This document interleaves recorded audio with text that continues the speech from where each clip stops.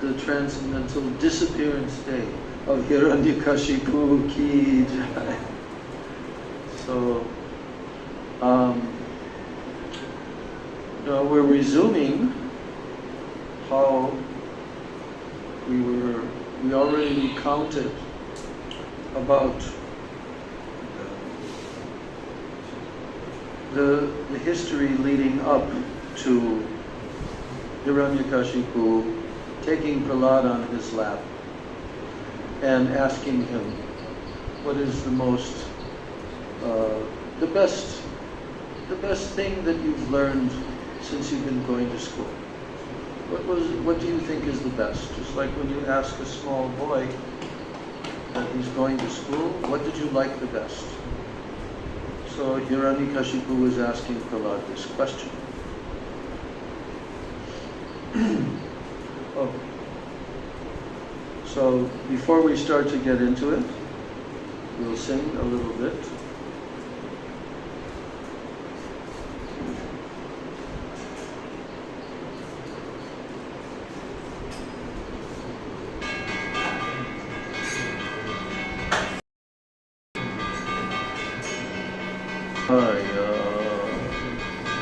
Namaste Narashinga Namaste Narashringaya Namaste Narashringaya Dala Dala Dadaye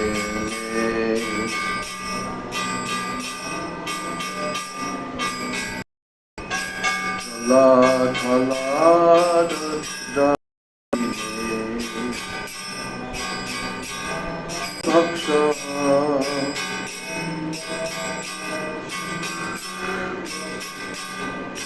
Hiranyakashipur Bhaksha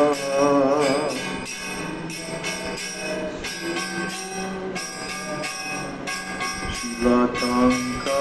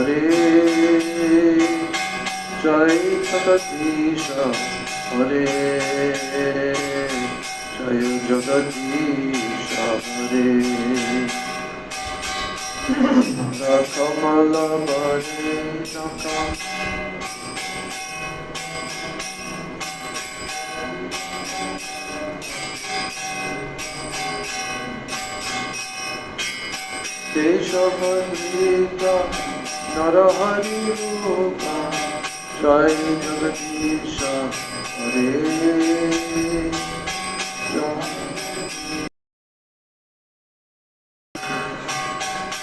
Jagadikam Adbhuta Shringam Dalita Hiranyakashipu Tanuvingam Keshavadrita Narahari Rupam Jai Jagadisha Hare Jai Jagadisha Hare Jai Jagadisha Hare Tavakara Kamala Hare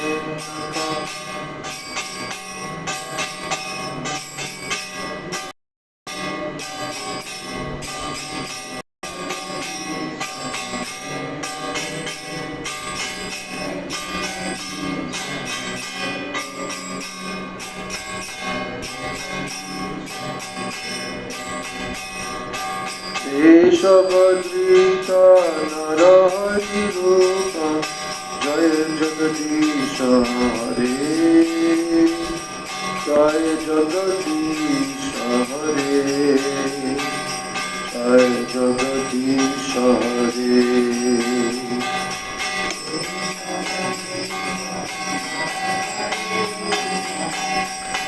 Jagadisha Hare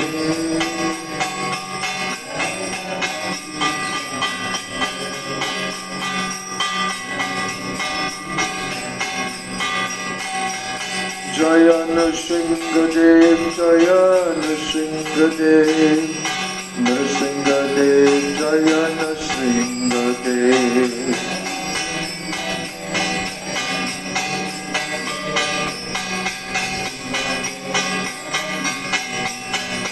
Jaya Nrsingadev, Jaya Nrsingadev, Nrsingadev, Jaya Nrsingadev.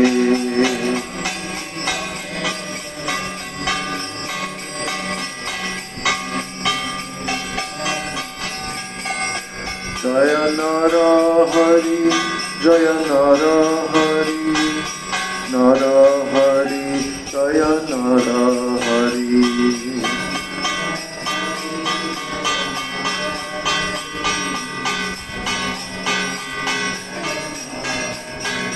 Jaya Bhakta Prahlad, Jaya Bhakta Prahlad, Bhakta Prahlad, Jaya Bhakta Prahlad.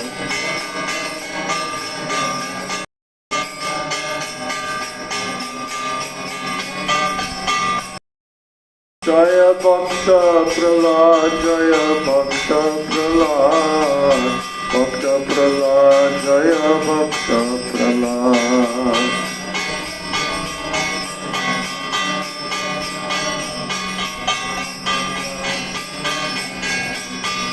Jaya Lakshmi Nrsinga, Jaya Lakshmi Nrsinga, Lakshmi Nrsinga, Jaya Lakshmi Nrsinga.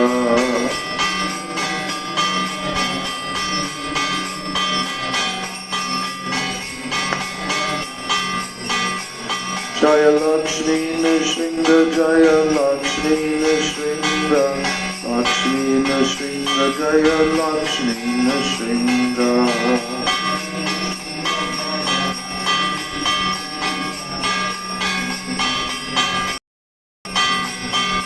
Hare Krishna, Hare Krishna, Krishna Krishna, Hare Hare.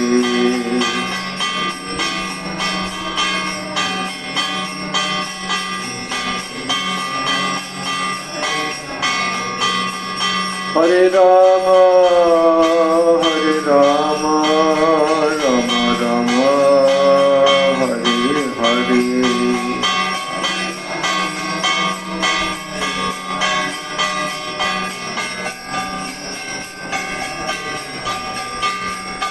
Hare Krishna, Hare Krishna, Krishna Krishna, Hare Hare, Hare Krishna.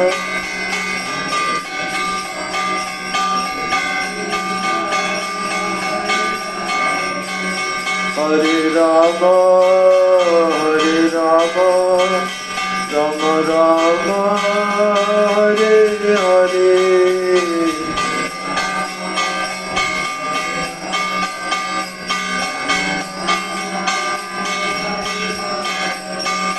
Hare Krishna, Hare Krishna, Krishna Krishna, Hare Hare.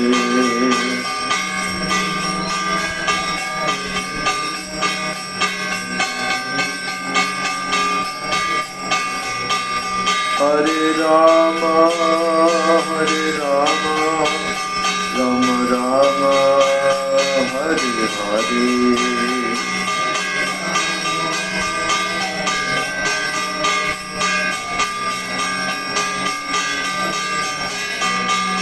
Hare Krishna, Hare Krishna, Krishna Krishna, Hare Hare, Hare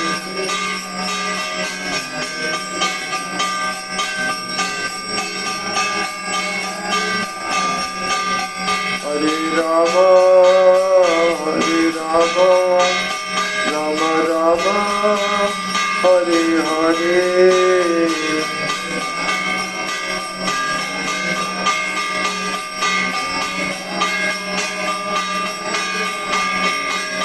Jaya Sachi Nandan, Jaya Gaura Hari, Sachi Nandan, Jaya Gaura Hari.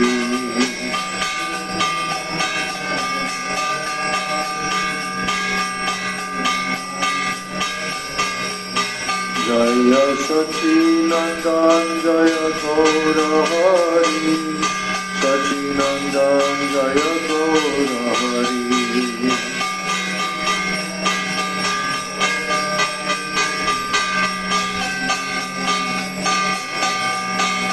Jaya Nitai, Jaya Gaur, Jaya Nitai, Jaya Gaur.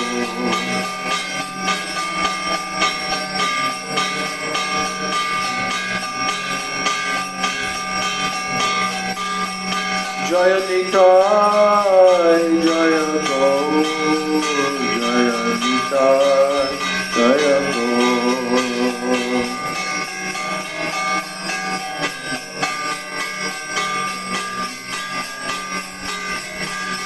Nitai Gaur, Hari Bol, Hari Bol, Hari Bol, Hari Bol.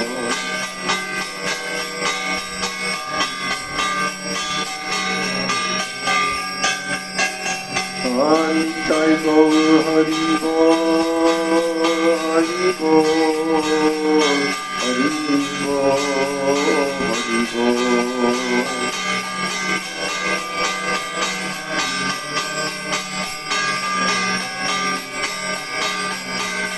Jaya Jaya Gurudev, Gurudev, Gurudev, Gurudev.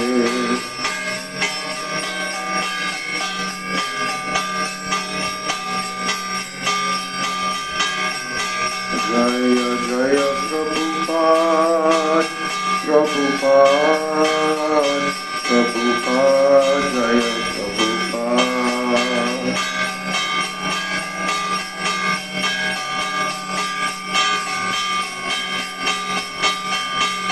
Nitai Gaur, Hari Bol, Hari Bol, Hari Bol, Gaur Hari Bol.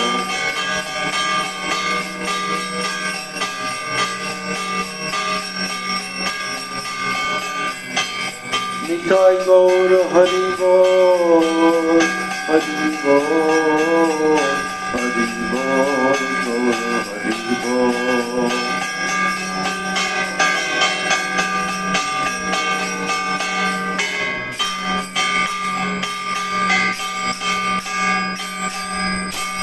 Jai Nitai Gaur Anande, Hari Bol. Gurdasi ki jai, Samaveta Bhakta Vrinda ki jai, Nitai Gaur Premanande.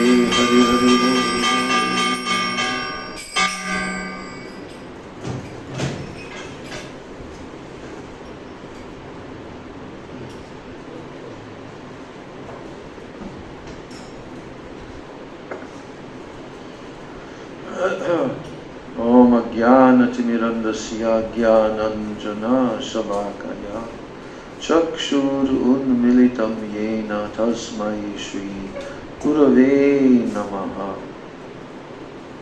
Mukam Karoti Vachalam Pangum Langayate Girim Yat Kripa Tamaham Vande Shri Gurun Dinataranam.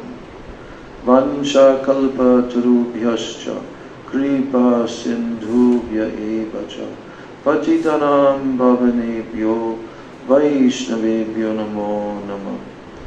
Namo Mahabhadanyaya Krishna Prema Pradayate Krishnaya Krishna Chaitanya Namne Gaura Tishe Namah.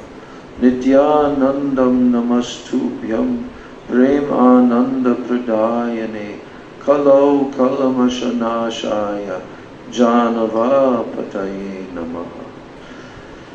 Panchatattvatmakam Krishnam Bhakta Rupa Swarupakam Bhaktavataram Bhaktakyam Namami Bhakta Shaktikam. He Karuna Sindho Dina Bandho Gopesha Gopika Kanta Kanta Namostute Tapta Kanchana Gaurangi Radhe Vrindavaneshwari Vrishabhanu Sute Devi Pranamami Hari Priya Vrindai Tulsi Devai Priyai Keshavasya Cha Krishna Bhakti Prade Devi Satyavachai Namo Namah. Shri Krishna Chaitanya Prabhu Nityananda Shri Advaita Gadadhar Srivasadi Gaur Bhakta Vrinda. Hare Krishna Krishna Krishna Hare Hare Hare Rama Rama Rama Hare Hare. Hare Krishna Krishna Krishna Hare Hare Hare Rama Rama Rama Hare Hare.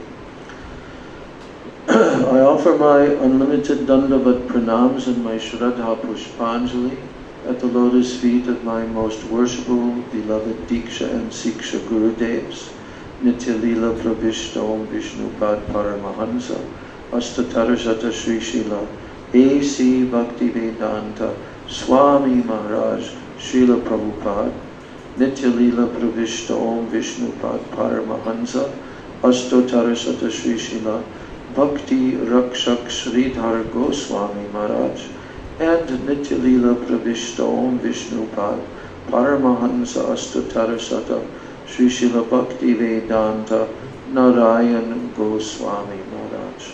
I offer my unlimited Dandavat Pranams at the lotus feet of all of my Sri Sri Rupanuga Guru Varga. And then I offer my Dandavat Pranams to all of the Vaishnavas and all of the Vaishnavis on this most auspicious Sri Nrsimha Chaturdasi, Transcendental Appearance Day of Lord Nrsimhadev. So we are continuing in our study and appreciation of Grantaraj Srimad Bhagavatam, wherein all of these transcendental subject matters have been discussed by Srila Shukadev Goswami, and actually Sri Narada Muni also has told this entire pastime in history. But first I want to recap and look at the various chapters and the chapter titles. Now the first, the seventh canto of Srimad Bhagavatam has 10 chapters. The first 10 chapters, 1 through 10, which are describing this transcendental pastime of the Nrsimhadev for the protection of our Sri Chaitanya Mahaprabhu himself heard what is called Prahlad Charitra from Sri Gadadhar Pandit in Jagannath Puri at the Totat Gopinath temple many, many times. And they would be weeping in transcendental ecstasy. Also, our Srila Prabhupada Bhaktisiddhanta Saraswati Thakur, he also narrated Prahlad Charitra many, many times. So, and our beloved Srila Prabhupada Bhaktivedanta Swami Maharaj, he also narrated this pastime of Prahlad Maharaj even before his seventh canto was printed, long before. And why is this pastime so prominent? There's quite a number of reasons, but especially in particular, it's very essential for all devotees to hear the transcendental description of Sri Prahlad Maharaj, of his qualities, of his transcendental moods, and especially of his moods in glorifying Sri Lord Nrsingadev. Because, why? Why should devotees hear this? Because Prahlad Maharaj is an example for all of what is a pure devotee. What is a pure devotee who has no material desires whatsoever? By hearing about Prahlad Maharaj and the entire pastime, then we get some understanding of what it means to actually surrender to the Lord, to be completely dependent upon the Lord, not upon your own so-called abilities, power, etc. No. So Prahlad Maharaj is in this category, although there are different levels of devotees. Obviously, there are many different levels of devotees. But without coming to this level, like Prahlad Maharaj is demonstrating, no one can enter into the higher levels of Krishna Bhakti. Not possible. So that's why Chaitanya Mahaprabhu himself showed the example. And who is Chaitanya Mahaprabhu? Who is Krishna? But he is coming in a form of a devotee. And which devotee, which moods was Krishna coming in the form of? Well, in the highest sense, he's coming in the form of Srimati Radharani. This was his desire. Krishna wanted to experience this unlimited, infinite, ever-expanding quality of Srimati Radhika's praying. That is described by Sri Sarup Damodar Goswami. In the beginning of Chaitanya Charitamrita, the verse that he composed, that is given by Krishnadas Kaviraj Goswami, to understand the reasons for Krishna's descent in this world. And what is that? Shri Radhaya Pranaya Mahima Kidrisho Vana Yaiva Swadyo Yen Adbhuta Madhurima Kidrisho Va Madhya Sokyam Chasyam Mad Anubhavata Kidrisham Veti Lobhat Tadbhavadya Samajani Sachigarbha Sindho Harindu. So, to understand Sri Chaitanya Mahaprabhu as Krishna himself, coming in the form of a exalted Mahabhagavad Vaishnava. Krishna is coming to teach us, but he's also coming to taste the moods, to experience the moods of Srimati Radhika's unlimited Mahabhav Prem for him. So, that topic is discussed in the beginning of Sri Chaitanya Charitamrita, and we see by studying the life and the teachings of Sri Chaitanya Mahaprabhu that he wanted to continually be absorbed in hearing, chanting, remembering, and all the limbs of bhakti with pure devotion, not anything mixed devotion. And so these 10 chapters of Srimad Bhagavatam, 7th canto, describing all these moods, they are recounted.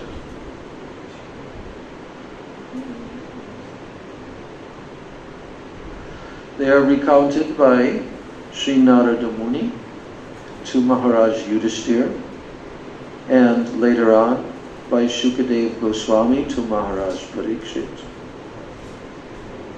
So I'm just summarizing just a little bit of the first 5 chapters, because the 5th chapter is the chapter in which the description is there of Prahlad Maharaj that we told today, how Prahlad Maharaj came and sat on the lap of his father, Hiranyakashipu. But prior to that, in the first chapter, which is titled The Supreme Lord is Equal to Everyone, there is quite an in-depth discussion there, philosophical discussion, based upon the question of Maharaj Yudhishthira. And he wanted to understand how sometimes it appears that the Supreme Lord is partial. For example, he's partial to his devotees, and even to the demigods. He's partial to them. Not to Lord has been given, that the Lord is not impartial. Principle and eternal quality that the Lord possesses. Why? Because Krishna is everything. The Supreme Absolute Truth is one Supreme Truth. And everything that exists has emanated from Him. So He is the origin of everything. All energy belongs to Him. He is the possessor of everything. And therefore, in one sense, everything is Himself. Everything is Himself. But to understand properly the principle of the Absolute Truth, we have to understand 2 principles: oneness and difference, bade and obeyed. So what is oneness? Oneness means that He is non-different. Everything is Himself. Can we deny that fact? No, we cannot deny that all energy that is existing in this material world, all living entities, and all transcendental energy in the spiritual world, it has emanated from Him. It is His eternal manifestation of His divine energies. He has infinite numbers of energies, of shaktis, of potencies, but 3 are prominent, as pointed out in the Vedic Shastras and by the great Vaishnavacharyas. 3 of His energies are prominent. What are they? His internal potency, His Chit Shakti, of which the entire spiritual world is comprised of that energy, Chit Shakti. Then the second potency is His Maya Shakti, which means His external energy, His Bahiranga Shakti, external energy. So that external energy is unconscious. It is not full of consciousness. It is unconscious, dull matter, comprised of 8 different types. What is that? Earth, water, fire, air,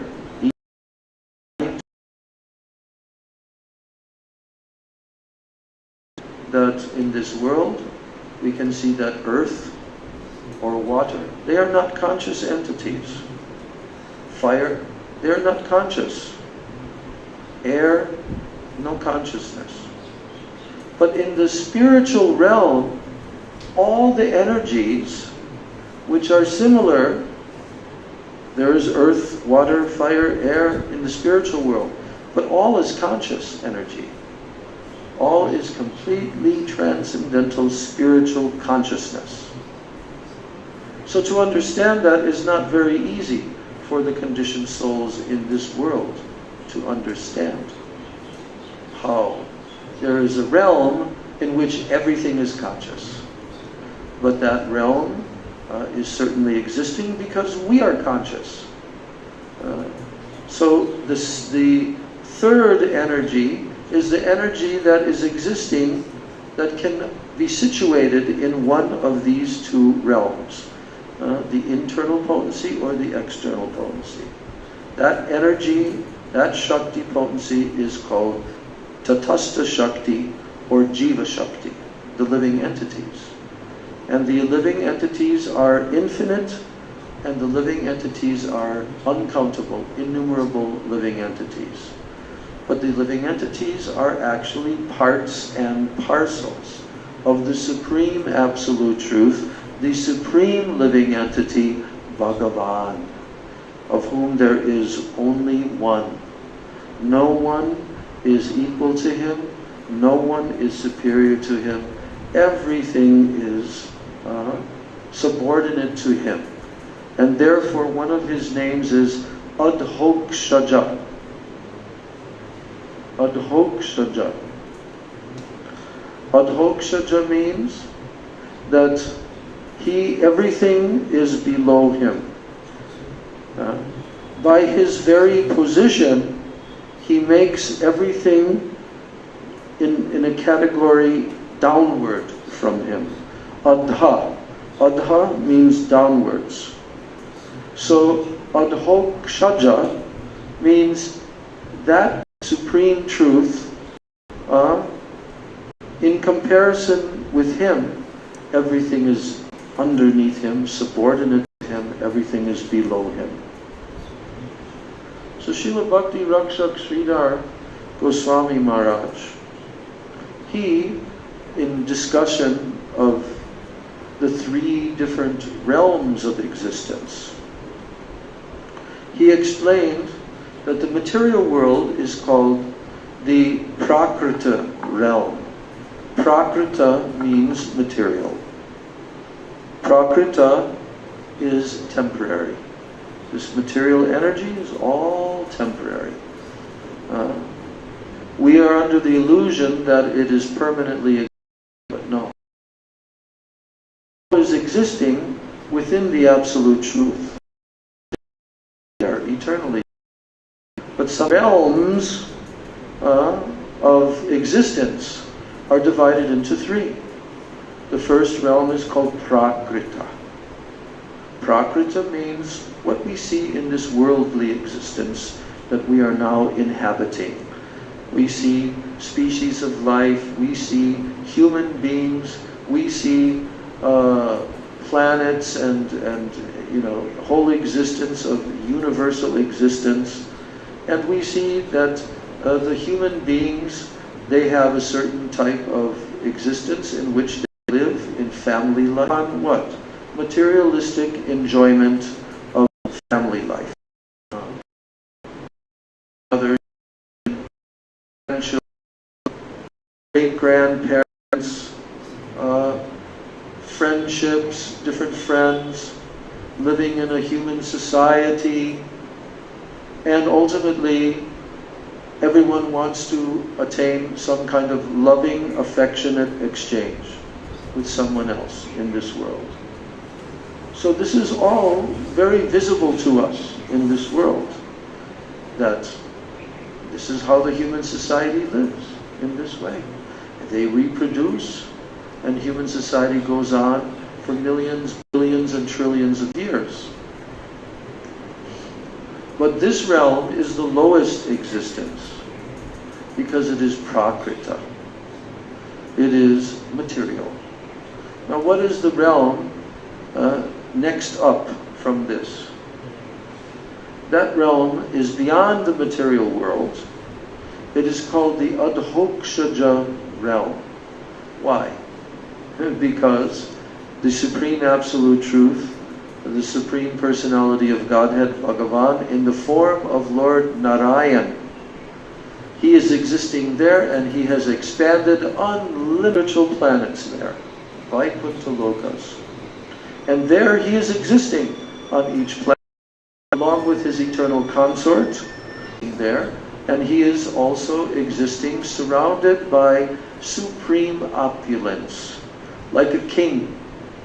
And in that realm, all the living entities that are existing there, they also have a similar form to Him.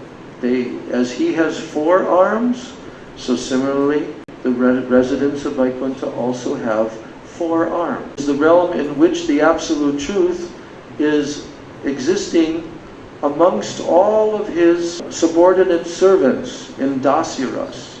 But the exchange of intimacy has a limit. How intimate they can exchange with Him there. And that comprises only 2.5 rasas. 2.5 rasas are there. What are they? Shantaras, neutrality. Dasyaras, servitude. And a mixture of some servitude and friendship is there to some degree. That is why it is said that in Vaikuntha Loka, the Supreme Lord exhibits 2.5 rasas.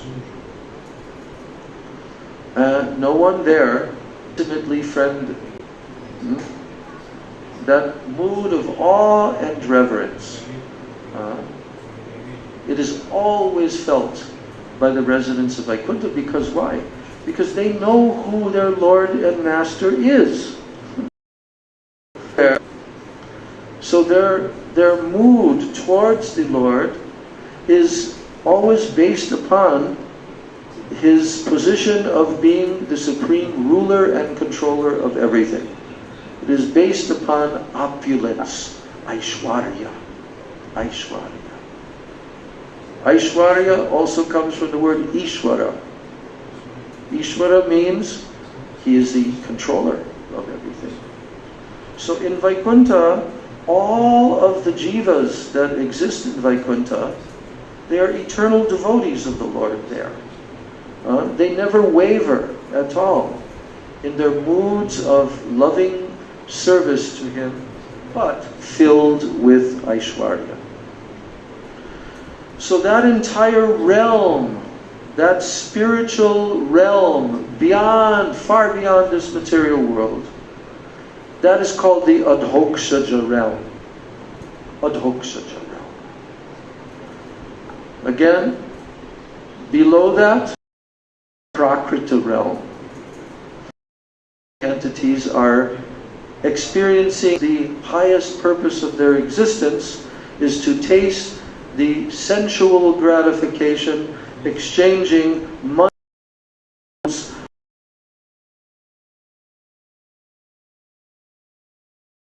realm. In the Adhokshaja realm, it is all completely far, far beyond anything that somebody tastes in this material world. Because they are directly exchanging with the Supreme Lord, but they are exchanging with Him in opulence, Aishwarya. So what is the what is the third realm? What is that third realm known as aprakrita. It's very important for devotees to understand this. Prakrita, we've described. It means the material realm. But aprakrita, it means that it resembles the material realm. It looks like the material realm. But it is completely transcendental.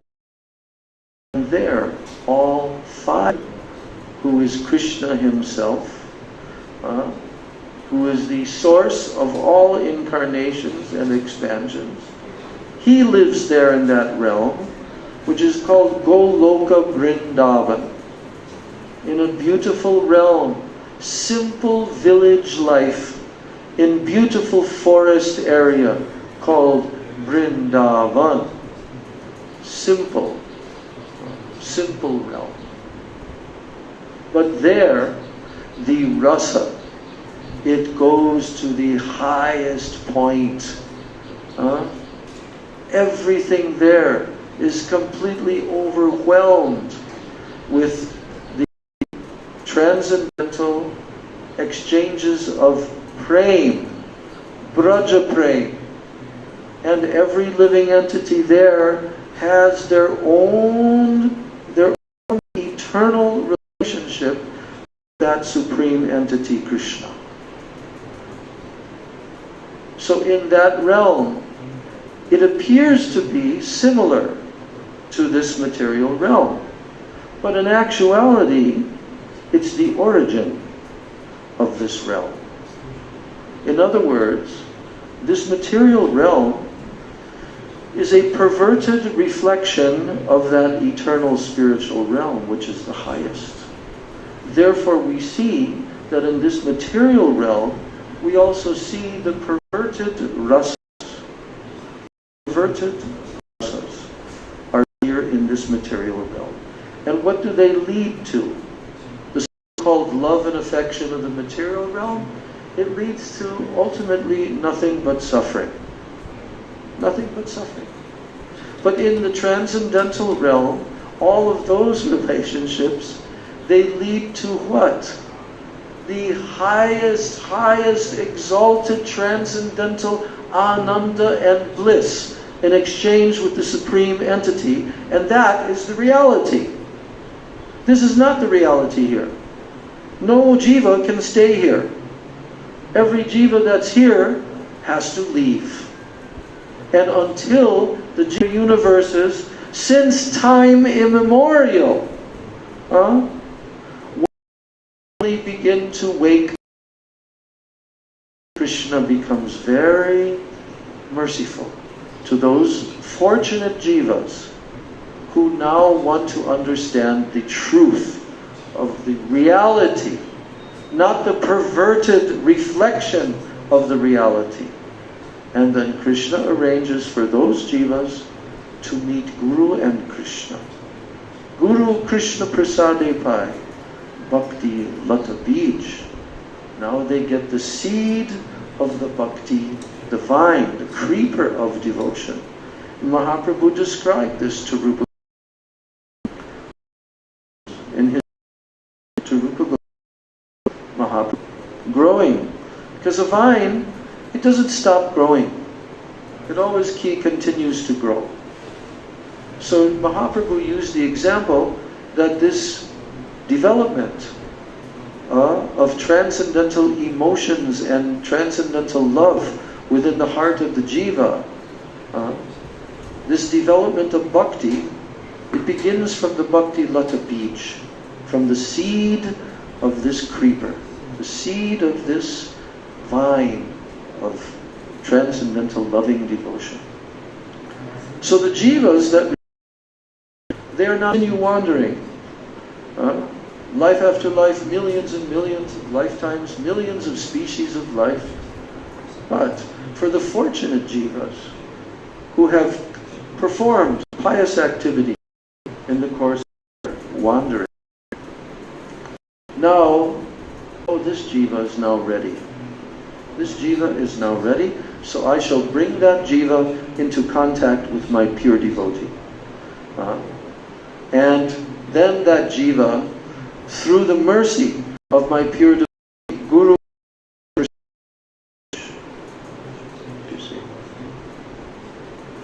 and then he can begin to go towards the spiritual world, where the supreme reality and the supreme relationship with that supreme absolute truth is going on eternally there in the spiritual realm. So that realm is called aprakrita. It is the opposite of this prakrita realm, but it resembles. We can get some idea what it is like there by the perverted reflection of this world. And we can understand that all transcendental loving exchanges and relationships are there, just like we are searching for that life after life in this world. Relationships. No jivas want to be alone. All jivas, they want to have relationships with other jivas. But in actuality, the jivas in this world are in illusion that this is true, that this is permanent, that this is real. But the jivas in the spiritual world, in Goloka Vrindavan, are living in that reality. And one very important thing to understand is that all those jivas in Goloka Vrindavan, they do not know that Krishna, that He's God, that He's the creator of everything, He's the source of everything. They don't know that. Why? Because if they know that, they cannot take place. If they know that, oh yes, Krishna is actually the source of everything. How can it possibly happen that Krishna can have a mother there? That Krishna can have a mother or a father? How is that possible? Krishna has no origin. He is the origin of everything. So, in Krishna's pastimes, which are explained in the 10th canto of Srimad Bhagavatam, so Krishna, even as a little child, even like in a tiny little child, Krishna exhibits inside of Krishna's mouth, here in Vrindavan, at Brahmanda Ghat. That's why it's called Brahmanda Ghat. Because Mother Yashoda, all the children, Krishna and his friends, they were all playing as little children play, in the dirt. And then one of the children, they said, "Oh, Maya, Mother Yashoda, Krishna's eating dirt." Just like little children will do in this world. And they'll tell on him. They'll complain, "He's eating dirt."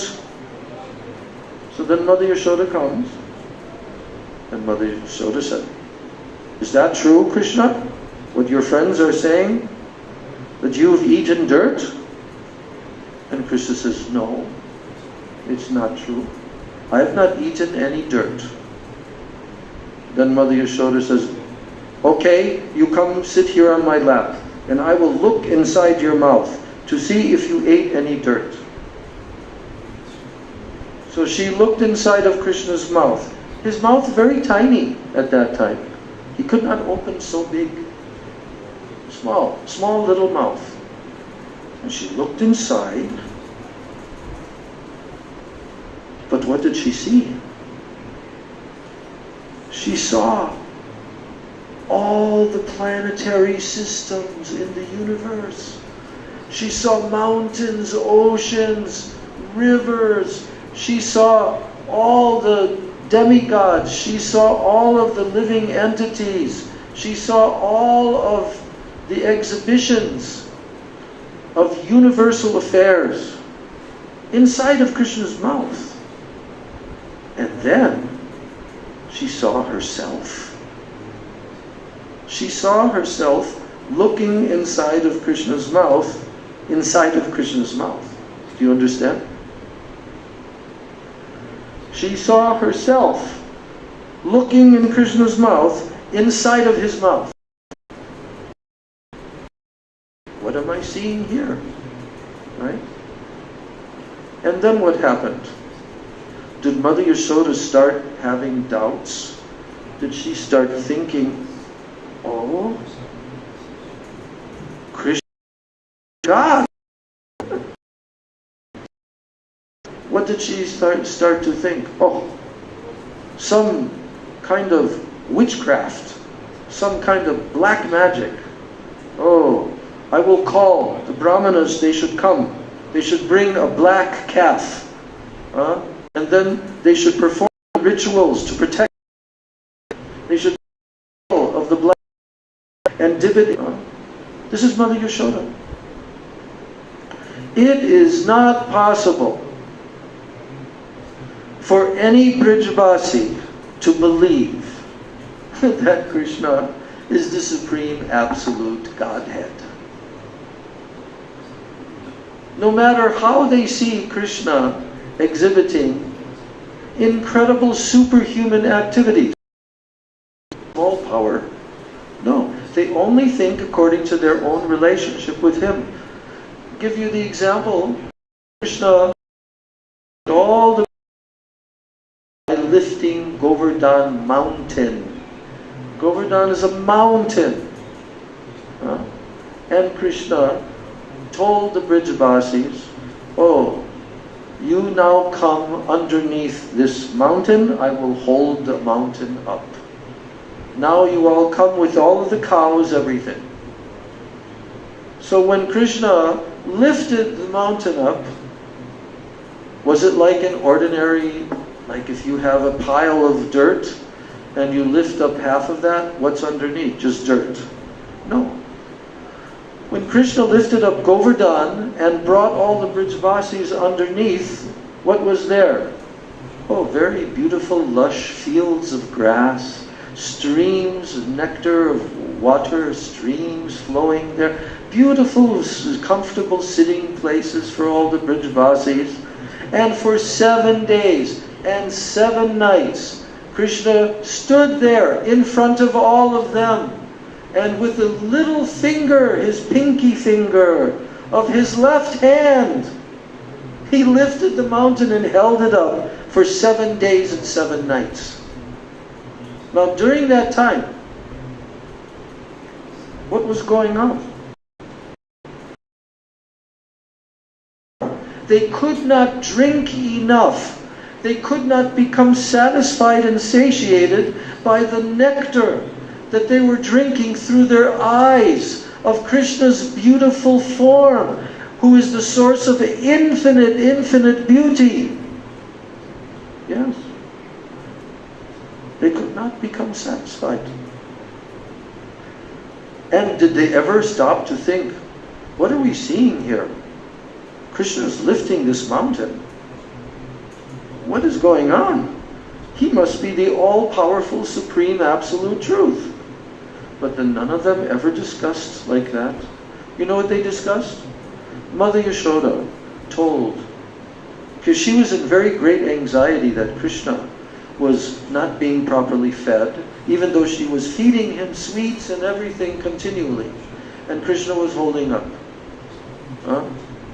So, and you know the cowherd men, they were taking their cowherd sticks and they were also thinking that they're helping Krishna to hold up the hill. Right? And then Mother Yashoda, she became full of so much anxiety that Krishna is becoming tired.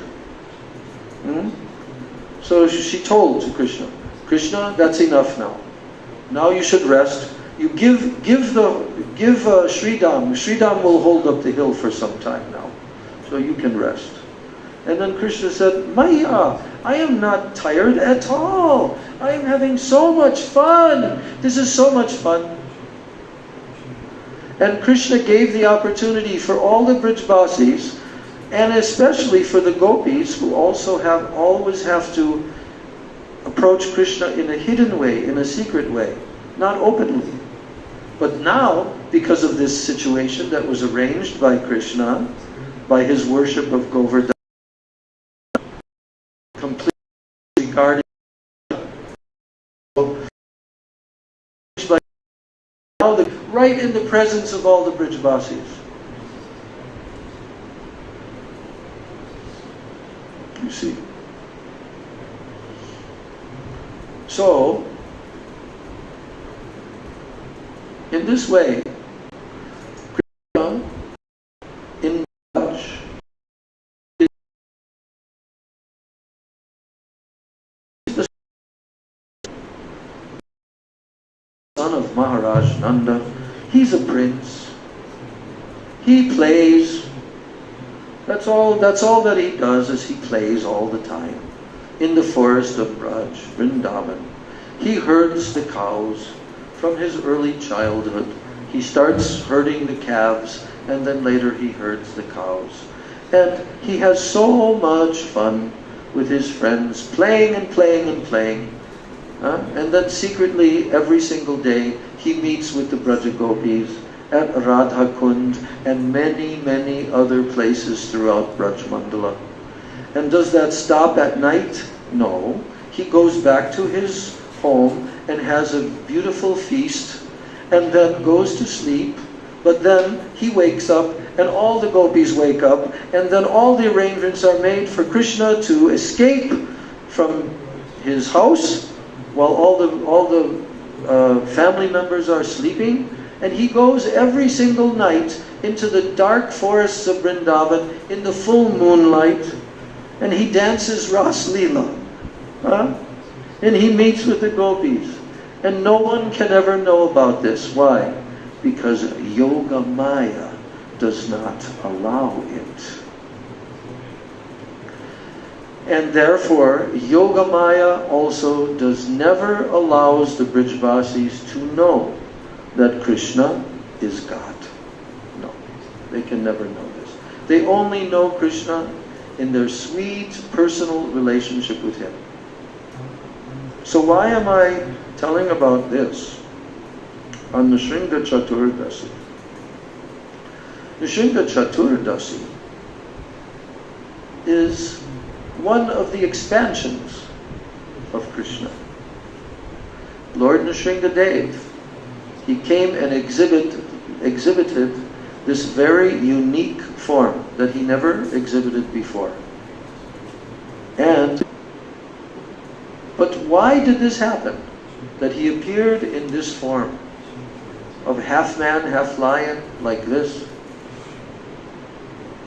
That exists, everything that happens in the material world, in the spiritual world. What is the origin? What is the actual starting point for everything? Well, it has only one answer. That Krishna is made of rasa. Rasovai saha. He is rasa.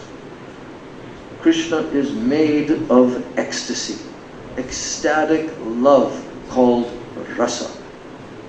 And his devotees exchange with him through these rasas, prem ras, and they taste all the essential nectar of prem, loving exchange. So, Krishna doesn't only taste these 5 principal rasas, but there are also 7 secondary rasas identified by Rupa Goswami. If you read his Bhakti Rasamrita Sindhu, the whole science of rasa is given. So, what are the 7 secondary rasas?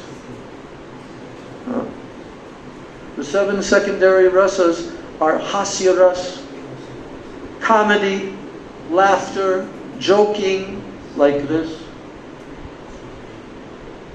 Vira rasa.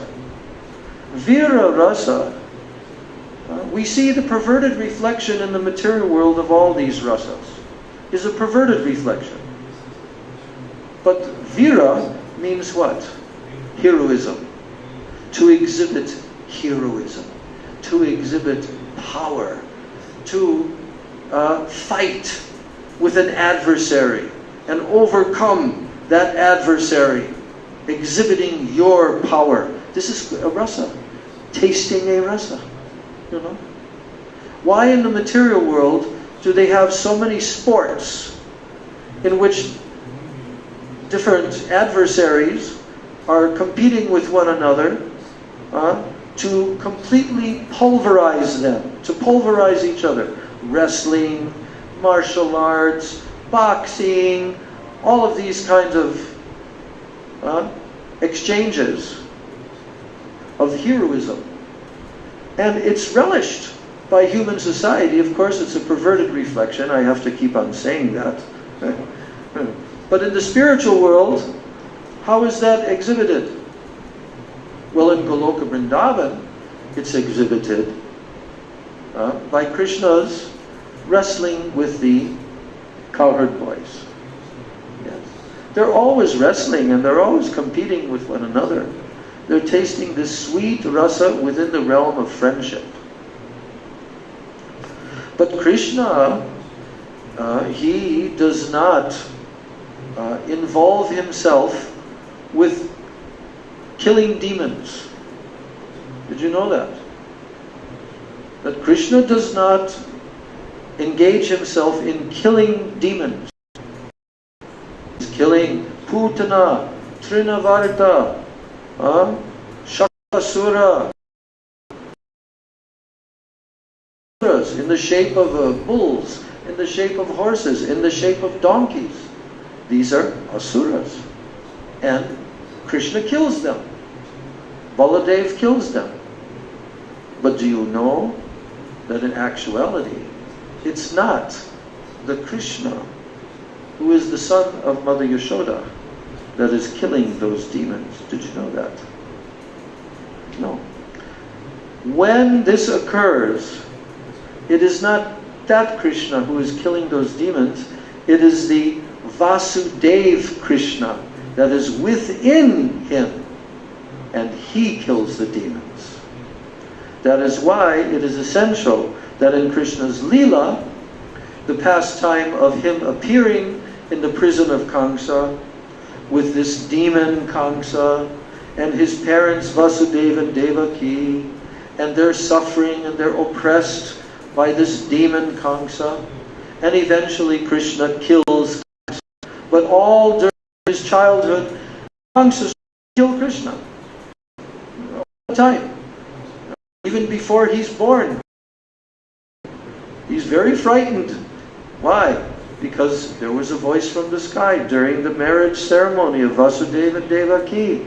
And Kamsa was the brother of Devaki, driving the chariot. And suddenly a voice from the sky said, "Oh Kamsa!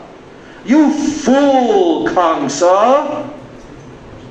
You are driving the chariot of your sister, but you don't know that the 8th child of your sister will kill you." Fool of his sister pulled out his sword and he was ready to slice off her head. This is called a demon, an asura, who doesn't think about anything except how he will protect himself. And Dave had as each one of the children are born, I will bring them to you. Like this. So there's whole pastime is there. Why is that pastime exhibited? Why didn't Krishna just descend from the womb of Mother Yashoda, as has actually happened? Why didn't he just descend and enjoy his pastimes in Braj? Why? Because Krishna had many things to accomplish. If you read this very nice book that is compiled by Gurudev's in California, where he was explaining the hidden truths of the Srimad Bhagavatam. And in the beginning of that, he began to explain what were the reasons for Krishna coming into this world. What were all the different reasons? He gave so many, many reasons, you see. But just as Krishna also says in the Bhagavad Gita, that I come, yada yada hi dharmasya glanir bhavati bharata abhyutanam adharmasya tadatmanam srijamyaham. When adharma is rising up and dharma is going down, at that time I come whenever this is taking place. Then in the next verse he says, Paritranaya sadhunam vinashaya cha duskritam. In order to save my sadhus, my devotees, my pure devotees, to deliver them, paritran, to deliver them, and to kill the demons, vinashaya cha duskritam. For these two purposes, I come, dharma samstapanartaya sambhavami yuge yuge. Yuga after yuga after yuga, I descend into this world to accomplish these two and to establish dharma. So the whole Mahabharata, it is exhibited by Vyasadeva to show what was happening on our planet 5,000 years ago in terms of the system of the kings and the rulers of all different areas of the planet. And what was taking place at that time was that the world was becoming overburdened with demoniac military forces. They had to be reduced. So therefore, in the beginning of Bhagavatam, Krishna, Lord Brahma, is approached by Bhumi Devi in the form of a cow, and she has tears in her eyes, and she's telling, I cannot tolerate this great burden of sinful, demonic personalities who are living on the surface of my body. So then Brahma went to the ocean of milk, and he had a transcendental Vishnu transmission. Then he announced to all of the demigods, don't worry, the Lord has told that he will descend, and all of you should also take human forms and descend before he descends in his pastimes. So this is the background of the whole 10th canto of Srimad Bhagavatam, of the appearance of the Lord.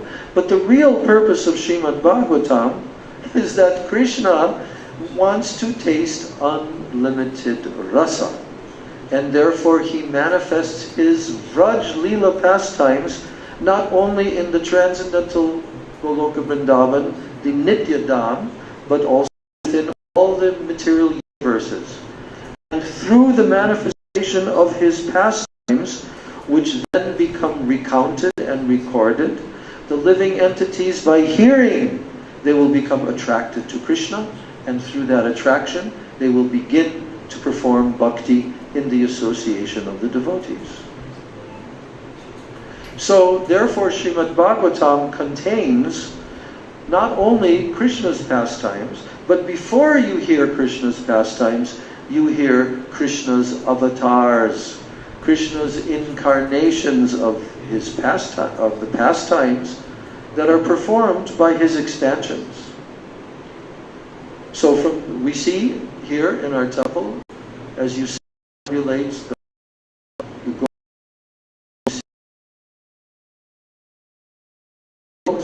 to perform these tasks.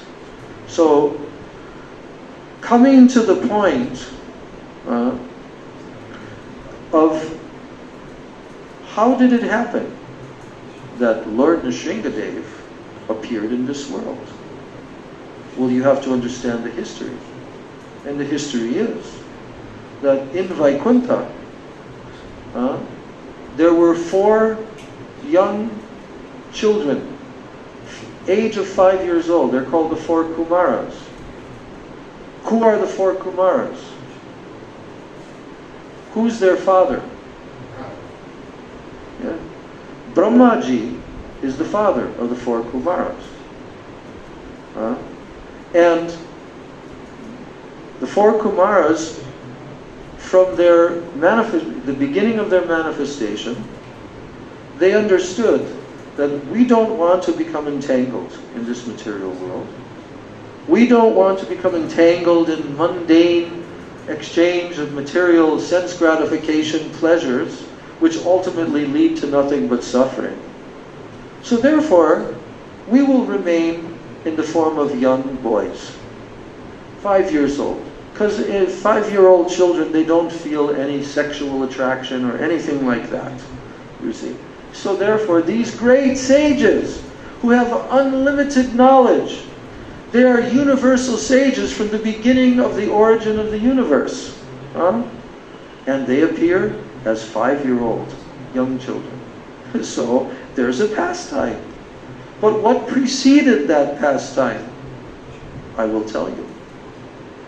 One day, the two gatekeepers of the palace of Lord Narayana in Vaikuntha,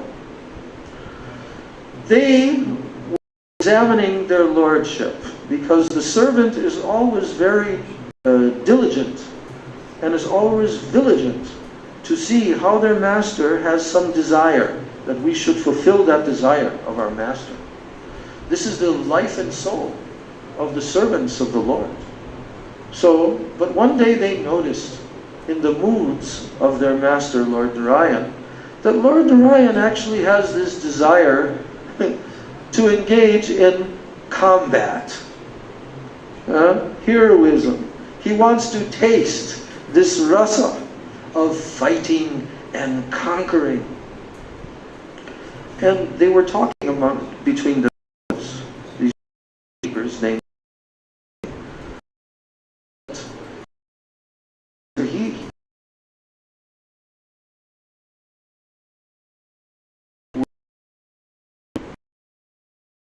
we have power. But the problem is, it will not be a real fight. It will be a mock battle. It will appear like a battle, but in actuality it's not. Why? Because to fight, to truly have a very heavy battle, there has to be hatred. There has to be vengeance. I want to conquer my enemy and destroy him. You see. That is behind every single political move in the entire history of our universe. It is one and ever. And they want to show their power and exhibit their power. So, they noticed that he has this desire, but we cannot fully fulfill his desire. Because if we did fight with him and have a very big battle, it would only be a show. It would only be outwardly that we're showing like that, but not really a fight. To have a fight with him, to satisfy him, we will have to become completely adverse against him. So as they were feeling that mood in their hearts, what happened? Suddenly, approaching the gate which they were guarding, then these 4 young children came there. These 4 Kumaras, Sanatan, Sanmar. 4 came there. These gatekeepers thought, who are you? Like young coming. Not be coming. But what happened then? Another amazing thing. The 4 Kumaras, they became upset and angry that they were being disrespected and not allowed to go into the palace by these 2 guards. And he said, you 2 individuals, you do not deserve to be here in this Vaikuntha realm. We curse you. that you will go to the material world, and there you will take birth as demons. But don't worry, because the Lord will come and kill you. And He'll liberate you, then you can again return to Vaikuntha. And as that was going on, the Supreme Lord Narayan immediately came there and understood what was happening. How did this happen? Why? Because the Lord desires to taste rasa. That is never ever, everything that occurs, even the creation, tasting, when He creates universes. Does Krishna Himself do that? No. Krishna expands into forms. They expand the whole creation. So the Lord, He is tasting rasa through His expansions. And what rasa is He tasting? The desire of Shrishti Ras, that He wants to create. You see, He wants to bring about creation like this. So, everything originates from the Lord's desire. But who knows what the Lord desires? This is a quiz I'll put to you all. Who knows what the Lord desires at all times? Who can perceive 100% exactly the internal moods and the internal desires of the Supreme Lord? Huh? No. Krishna's Maya Shakti. Krishna's Maya Shakti potency is His own expansion of His energies. But there are two types of Maya. Mahamaya, of this material realm, and Yoga Maya. Everything that happens in the spiritual world, whether it's Vaikuntha, or Goloka, or Mathura, or Dwarka, in the spiritual world, everything that happens there is happening by the agency of Yoga Maya. Krishna's pastimes are going on every day for eternity. His 24-hour cycle of Leelas. How are these Leelas taking place? Because in the background, Yoga Maya is there.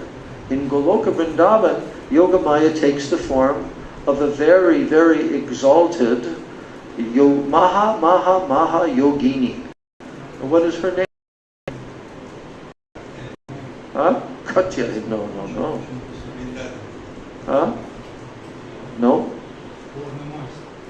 Yes. Her name is Purnamasi.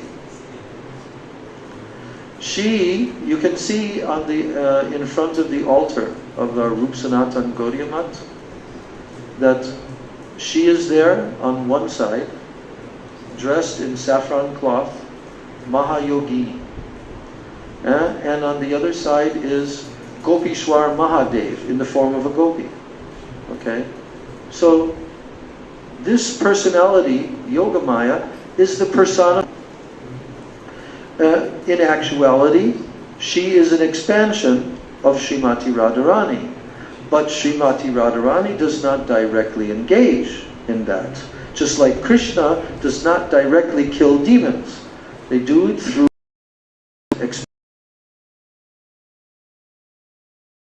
would obstruct. But Yoga Maya made it happen in their hearts. Yoga Maya made them think. Kumaras would not become overly angered and upset and curse. But this is happening because of Yoga Maya. Can you see the connection here? Yoga Maya is enabling the desire of the Lord to become fulfilled. And she does that eternally, always, always, always. Yoga Maya is the background. Now, in the material world, that of Parvati, Lord Shiva, they procreate, the material worlds come. Because is called the dim twilight reflection of his glance, which means that glance becomes Shambhu, Lord Shiva. And he becomes the agent for the development and the beginning of the creation of the material world. So all these personalities are there. There are universal and intercreational governmental systems everywhere. But everywhere there is a hierarchy. And everywhere there is one supreme entity who is ruling. That is why the very abnormal and inadequate system of governance which has taken place in the Kali Yuga, called democratic government, where there's voting of different individuals. They've created this. Why? Because there's not sufficiently qualified monarchs. The monarch system is the system everywhere. And who is the supreme monarch? The Lord himself is the supreme monarch. But in the material world, the demigods manifest. They are the monarchical system of governance of the universe. And then on each planet, there is a supreme governing personality on each planet. And then in the human society, there is a manifestation of government systems and different rulers of those government systems. And it's all monarchical from the beginning of time. But in Kali Yuga, because everything has become so deranged and so abnormal, and the demoniac nature has infested the human society, so no matter who you try to put there as the political head, the prime minister or whatever, they're all greatly flawed entities. And therefore, they cannot rule for their whole life. They're only given a short time to rule. Then they have to vote again, and then replace that person, and so forth. So, Srila Prabhupada used to say, he took a modification of the word democracy and turned it into demon crazy, you see. Because it is a crazy system, where you have, now we see that everyone is bought out and purchased by demoniac entities who are the elites, who are multi-billionaire, multi-trillionaires, and they actually make all the decisions, and they run the government behind the scenes. And they just have some figurehead there called the president or this or that, but actually they're controlling everything, banking and so forth. And they control that. And they control many other systems. So, it is a very abnormal and inadequate system of governance. But, Kali Yuga, except for who? Except for the pure devotees of the Lord. They are transcendental. They are fully qualified, fully real. This is what happened. And that is why Jai Vijay had to come to the material world and take 3 births. Now in the first birth, this is mentioned in the first chapter of the 7th canto. In that first chapter it's mentioned how they had to take 3 births. In the first birth they became who? Hiranyaksha and Hiranyakashipu, brothers. In the second birth, they appeared as Ravana and Kumbhakarna. In the third birth, they appeared as Shishupal and his brother, Dantavakra. And they were killed in each successive birth by expansion of the Lord, or directly by Vasudeva Krishna himself, in the case of Shishupal. In front of everyone, he sliced off his head with his Sudarshan Chakra, because he was 100 times insulting. But he was born to insult. And Dantavakra was the same. So they had to be eliminated. But these personalities were seen by everyone present, that when Krishna sliced off the head of Shishupal, his Atma came and merged into the body of Krishna, in the presence of all.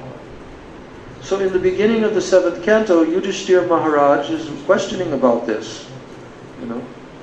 And then the story unfolds that actually they were the gatekeepers in Vaikuntha, and they descended to give the Lord an opportunity to taste Vira Ras with really inimical. And they hated the Supreme Lord. They hated him. So that's the story that is the background, and that's why Hiranyakashipu had this strong urge, because his brother was killed by Vishnu in the form of who? Lord Varahadev, who we have here on our altar. Lord Varahadev took the form of a boar when the earth planet had fallen into the Garbhodak ocean, and he searched for it and took the form of a boar. Why? Why the form of a boar? I was with Gurudev, Srila Narayan Raj, I was with him in Malaysia once when we were celebrating I forget what date it was, what day it was that we were celebrating. But I was with him at that time, and he was telling the story of the Lord taking the form, because the boar has a very powerful sense of smell. The boar has. So therefore, he took the form of a boar. Just like, why did he take the form of a fish, Matsya? Because a fish can swim everywhere, no problem. To save the Vedas from the dissolution of the universe, took the form of a fish. Why did he take the form of a tortoise? Because the tortoise's back, his shell, is very, very hard. And the Mandara mountain, which the demons and the demigods were churning, it needed to have an access. Otherwise it would just go down into the earth. So the Lord came as Kurmadev.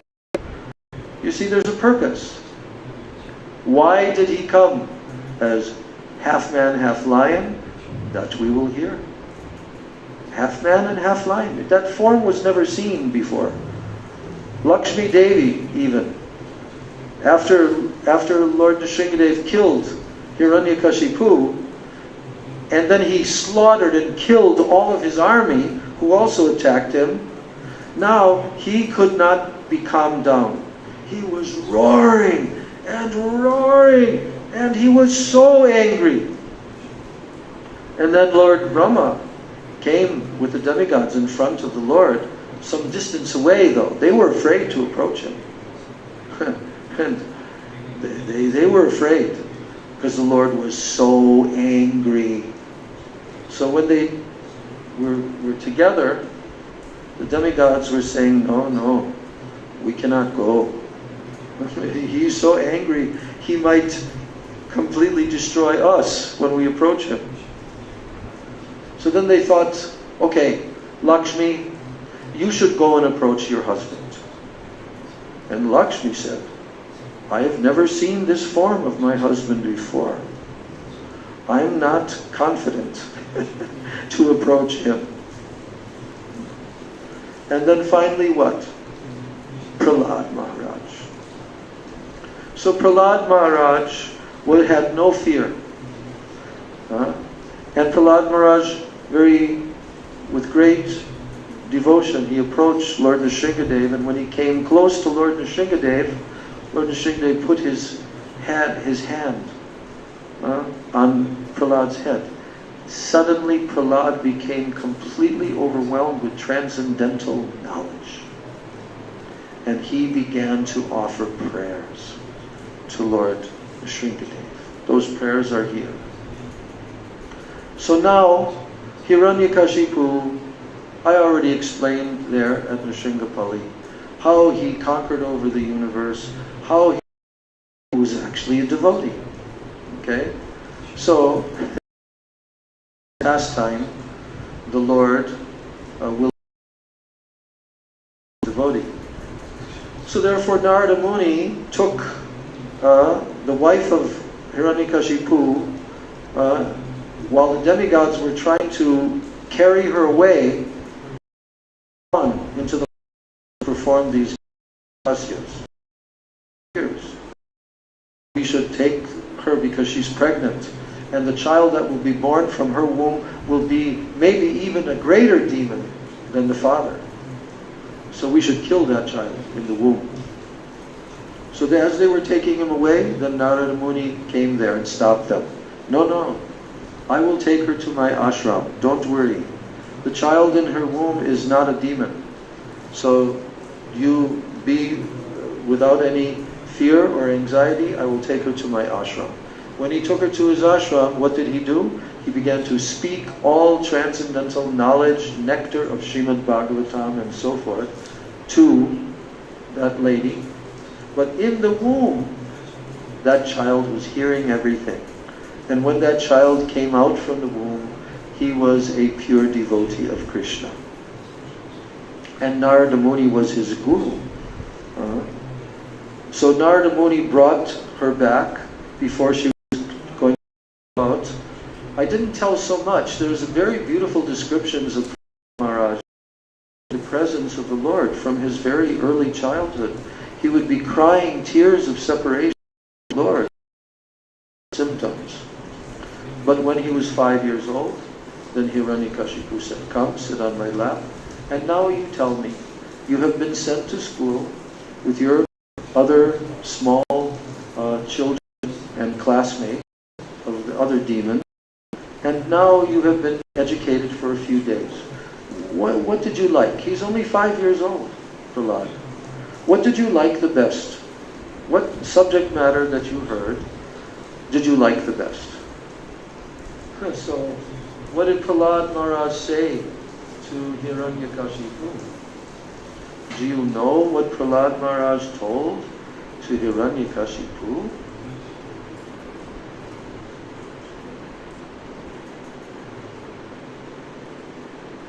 So, Prahlad Maharaj, father,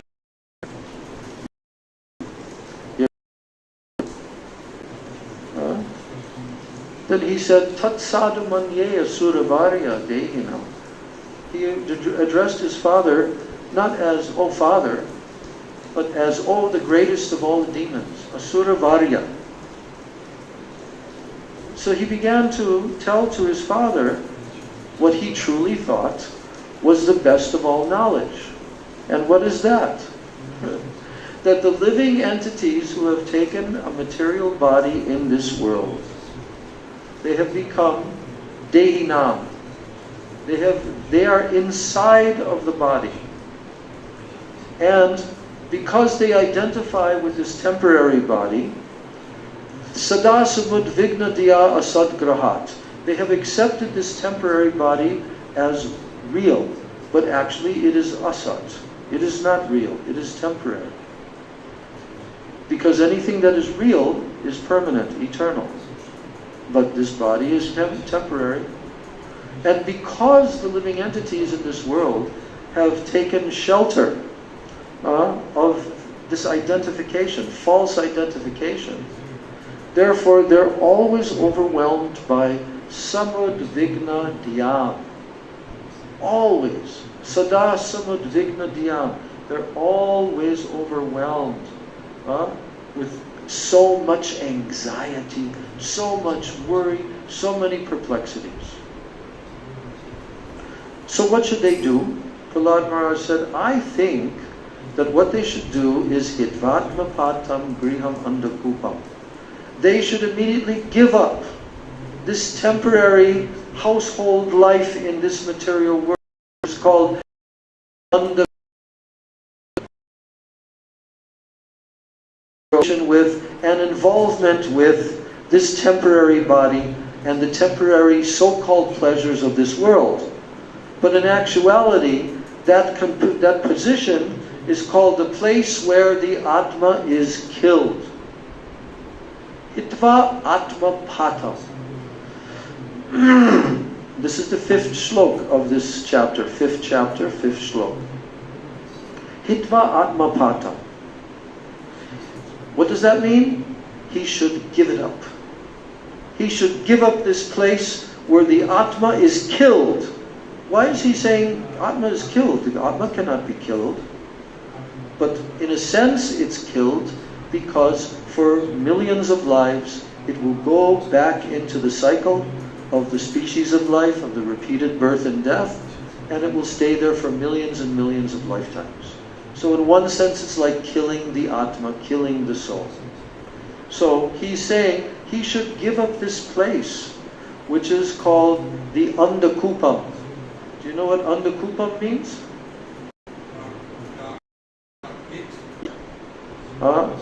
Srila Vishwanath Chakravarti Thakur has commented on this verse. And he has given an allegorical story to show us what is the real meaning behind this Andakupam. Here is the story. There is a man who is one day, he's walking in a very casual, relaxed way. He's going for a walk through the forest, through the jungle. And as he's walking along, he's observing all how beautiful flowers and fragrance and this and that is all here. And he's feeling this kind of material gratification of his senses. But as he's walking along in the forest, he suddenly hears the sound of a roaring tiger.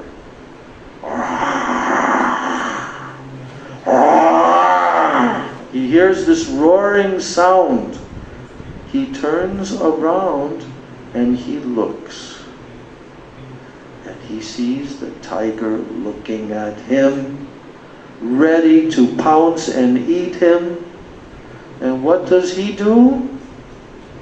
He starts running at top speed to get away from the tiger, trying to find some place where he can hide from the tiger. So he's running, and he's completely in the greatest anxiety that at any moment, and he's running, he's looking for a place, and suddenly he sees, oh, here's an abandoned well. So what does he do? He says, I should climb down into this well.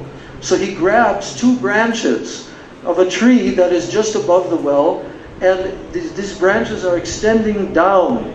So he grabs a hold of those branches and he starts lowering himself down into the well. Have you heard this before? No? He starts lowering himself into the well. But as he looks down, as he gets lower, he suddenly sees that the bottom of the well is full of poisonous snakes, and they're hissing. They want to bite him. So now he's hanging on these two branches, and then he looks up, and suddenly there's the head of the tiger looking down at him. What does he do? What can he do? He's hanging there, suspended, holding onto these two branches. But what does he notice next? Guess what? On each branch, there is a rat. On one branch, the rat is black colored, and on the rat, oh, I'm doomed. I'm gonna die, because as soon as these rats complete their chewing, I will fall into the well and I'll be killed by the snakes.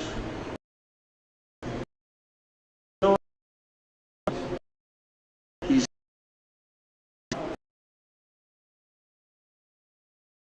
the up above, snakes below, and he suddenly sees that from a branch of the tree, there's a beehive on that branch of the tree.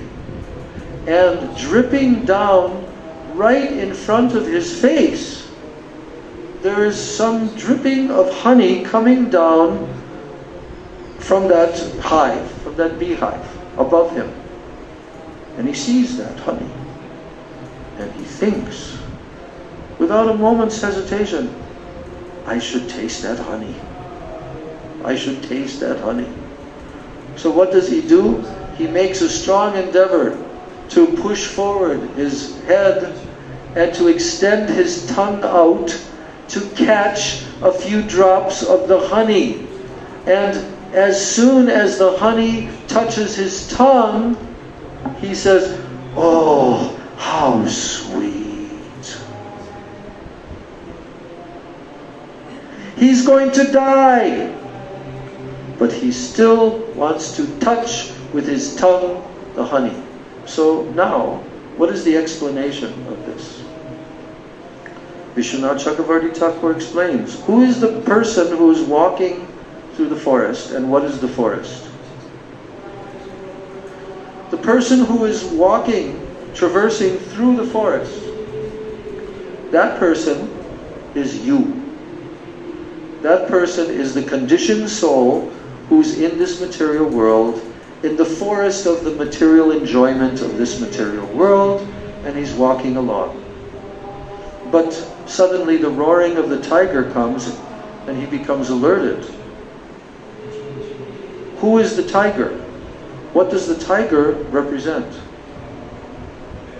It represents death. That now I will have to die. Sooner or later, I'll have to die. And it's chasing behind, and he's running away. Just like the conditioned souls are trying to deny that they can die at any moment, they can leave their body abandoned. And he sees the tree and he starts to grab hold of the branches of the tree. What does the well represent? It represents what Prahlad Maharaj told to Hiranyakashipu in this very first verse from his lotus mouth. Griham, the materialistic dark well of material household life. Household life, Griham. It's for nothing but trying to expand your identification, your relationships, your interaction with the material world, and think that you can become happy. But in actuality, it's a dark well. What are the snakes in the bottom of the well? Do you remember, Bhopade?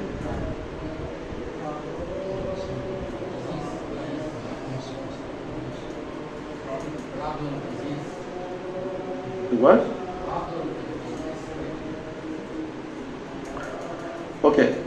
In the bottom of the well are these snakes. These snakes are the reactions to all of your sinful activities, which are coming to bite you all the time. You're going to suffer from this, then you have to suffer from that, and like this, right? All the way up until death. Then above him is this tree, with the branches extending down that he caught hold of. What is that tree? What are those branches? The branches are your duration of life. How much longer you will live in that body. Holding on to those branches. And what are the white and black rats representing? Day and night. Yes. Day and night, day and night, day and night. Your duration of life is decreasing, decreasing, decreasing, decreasing up until zero. That this person is trying to taste in such a predicament that he's being chased by inevitable death. He's being bitten by all of his previous conditioned soul that makes him illusioned that he can enjoy in this material world. But the enjoyment always ends in. Asking me what do I think is the best knowledge?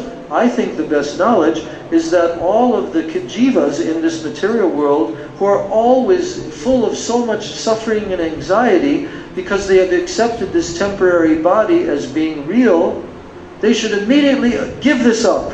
Hit vatmapatam grihamandakupam.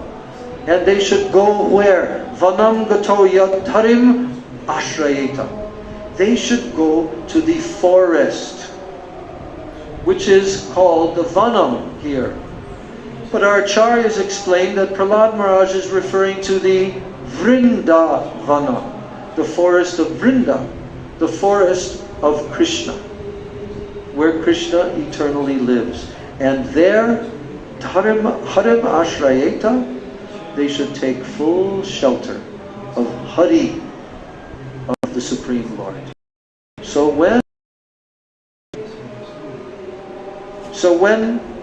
Prahlad Maharaj spoke about the path of self-realization in devotional service, he heard Prahlad's words and then he laughed. He said, "Oh, this is the intelligence of children who have been spoiled by the words of the enemy." Yes. Now he understood that the enemy filled the palace to his assistance. He says, "My dear demons, give complete protection to this boy at the Gurukula, where he is instructed, so that his intelligence will not be further influenced by Vaishnavas who may go there in disguise." Yes. And I just want to read this one purport by Srila Prabhupada. It's such a nice purport. So Prabhupada is telling that in our Krishna consciousness movement, the tactic of dressing oneself like an ordinary karmi is necessary because everyone in the demoniac kingdom is against the Vaishnava teachings. Krishna consciousness is not at all to the liking of the demons of the present age. As soon as they see a Vaishnava dressed in saffron garments with beads on his neck, tilak on his forehead, they are immediately irritated. They criticize the Vaishnavas by sarcastically saying, "Hare Krishna." And some people also chant Hare Krishna sincerely. But in either case, since Hare Krishna is absolute, whether one chants it jokingly or sincerely, it will have its effect. The Vaishnavas are pleased when the demons chant Hare Krishna because this shows that the Hare Krishna movement is taking ground. You have to remember, Prabhupada's writing this back in 1974, like that. So,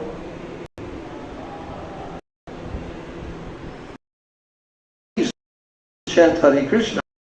It shows that the Hare Krishna, they are always prepared to chastise the Vaishnavas, and they try to make arrangements so that the Vaishnavas will not come to sell their books and preach Krishna consciousness. Bobadev knows a lot about this because he was a distributor of Prabhupada's books in airports and all these kind of public places, and they try to shut it down. The winning, sometimes the others were winning, like that. So, the greater demons like Hiranyakashipu are always prepared to. What was done by Hiranyakashipu long, long ago is still being done. What is that? That is the way of materialistic life. The demons or the materialists do not at all like the advancement of Krishna consciousness, and they try to hinder it in many ways.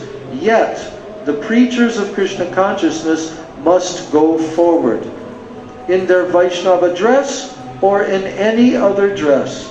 They must go forward for the purpose of preaching.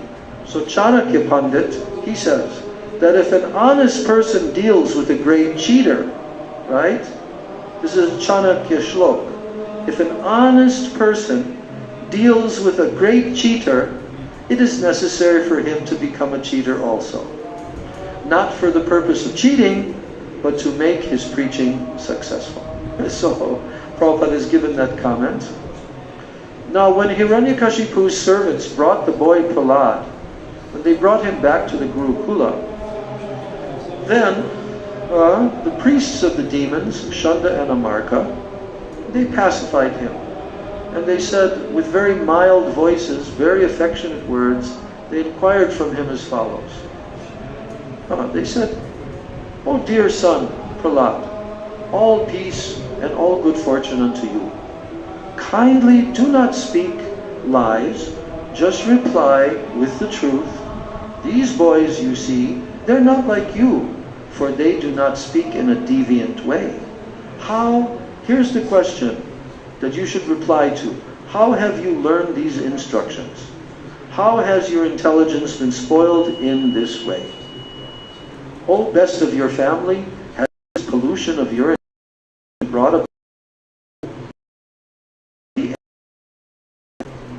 Then Prahlad Maharaj replied to his teachers, let me offer my respectful obeisances unto the Supreme Personality of Godhead, whose external the intelligence of men. Indeed, I am now actually experiencing this, although I have previously heard of it from authoritative sources. He's Maharaj. Prahlad was answering the question of his teachers, and he said that when the Supreme Personality of Godhead is pleased with the living entity because of his devotional service, then one becomes a pundit, and he does not make distinction between enemies, friends, and himself. He then makes intelligent that every one of us is an eternal of God and not different from another. So then he went on. The persons who always think in terms of enemy and friend, they're unable to ascertain the super soul within themselves. And not to speak of them, even such exalted persons as Lord Brahma, who are fully conversant with the Vedic literature, they are sometimes bewildered in following the principles of devotional service. The same Supreme Personality of Godhead who has created this situation, He has certainly given me the intelligence to take the side of your so-called enemy. O Brahmins, my teachers, just as iron attracted by a magnetic stone moves automatically towards the magnet, similarly, my conscience, and thus I have no independence. So now, the great soul Prahlad Maharaj, he became silent after saying this to his teachers, Chanda and Amarta, who were seminal, and because they were servants of Hiranyakashipu, they were very sorry. And then to chastise Prahlad Maharaj, they spoke to him as follows. Oh, please bring me a stick. This Prahlad is damaging our name and fame. Because of his bad actions, he has become like a cinder in the dynasty of the demons, and now he needs to be treated the fourth of the four kinds of political diplomacy. Do you know what the four kinds of political diplomacy are? First one, in political affairs, when a person disobediently agitates against the government, there are four principles are used to suppress him. First one, legal orders. Second one, pacification. Third one, to offer a post. Or the last one, weapons. So when there are no other arguments, then he is punished. So in logic, this is called argumentum ad baculum. So in this way, these seminal sons. Oh, so in this purport, Srila Prabhupada says, the members of our Krishna consciousness movement, they are in a position similar to that of Prahlad Maharaj. All over the world, 99% of the people are godless demons, and therefore our preaching of Krishna consciousness, following in the footsteps of Prahlad Maharaj, it is always hampered by many impediments.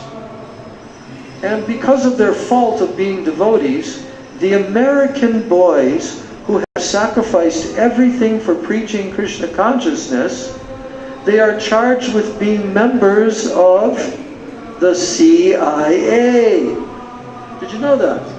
In the early 70s, when they first acquired the land in Mayapur, and gradually things were developing, there was this rumor going around that all of these people who are coming from the West, actually they're CIA agents secretly, like that.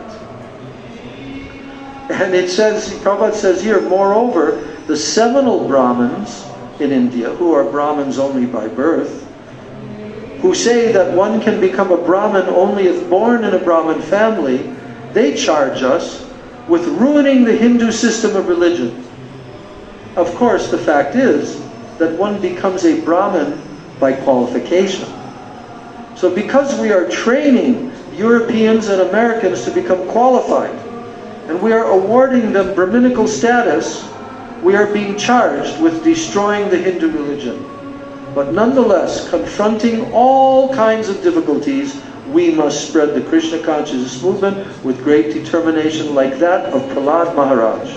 And in spite of being the son of the demon Hiranyakashipu, Prahlad never feared the chastisements of the seminal Brahmin sons of a demoniac father. So like this, Prabhupada is commenting. I'm not reading the whole thing. I'm just giving this overview. So what happened after that? They kept on condemning Prahlad, the teachers, and now they chastised him in different ways, and now they again try to teach him about the paths of what? Religion, economic development, and sense gratification. That's it. So this is the way they educated him.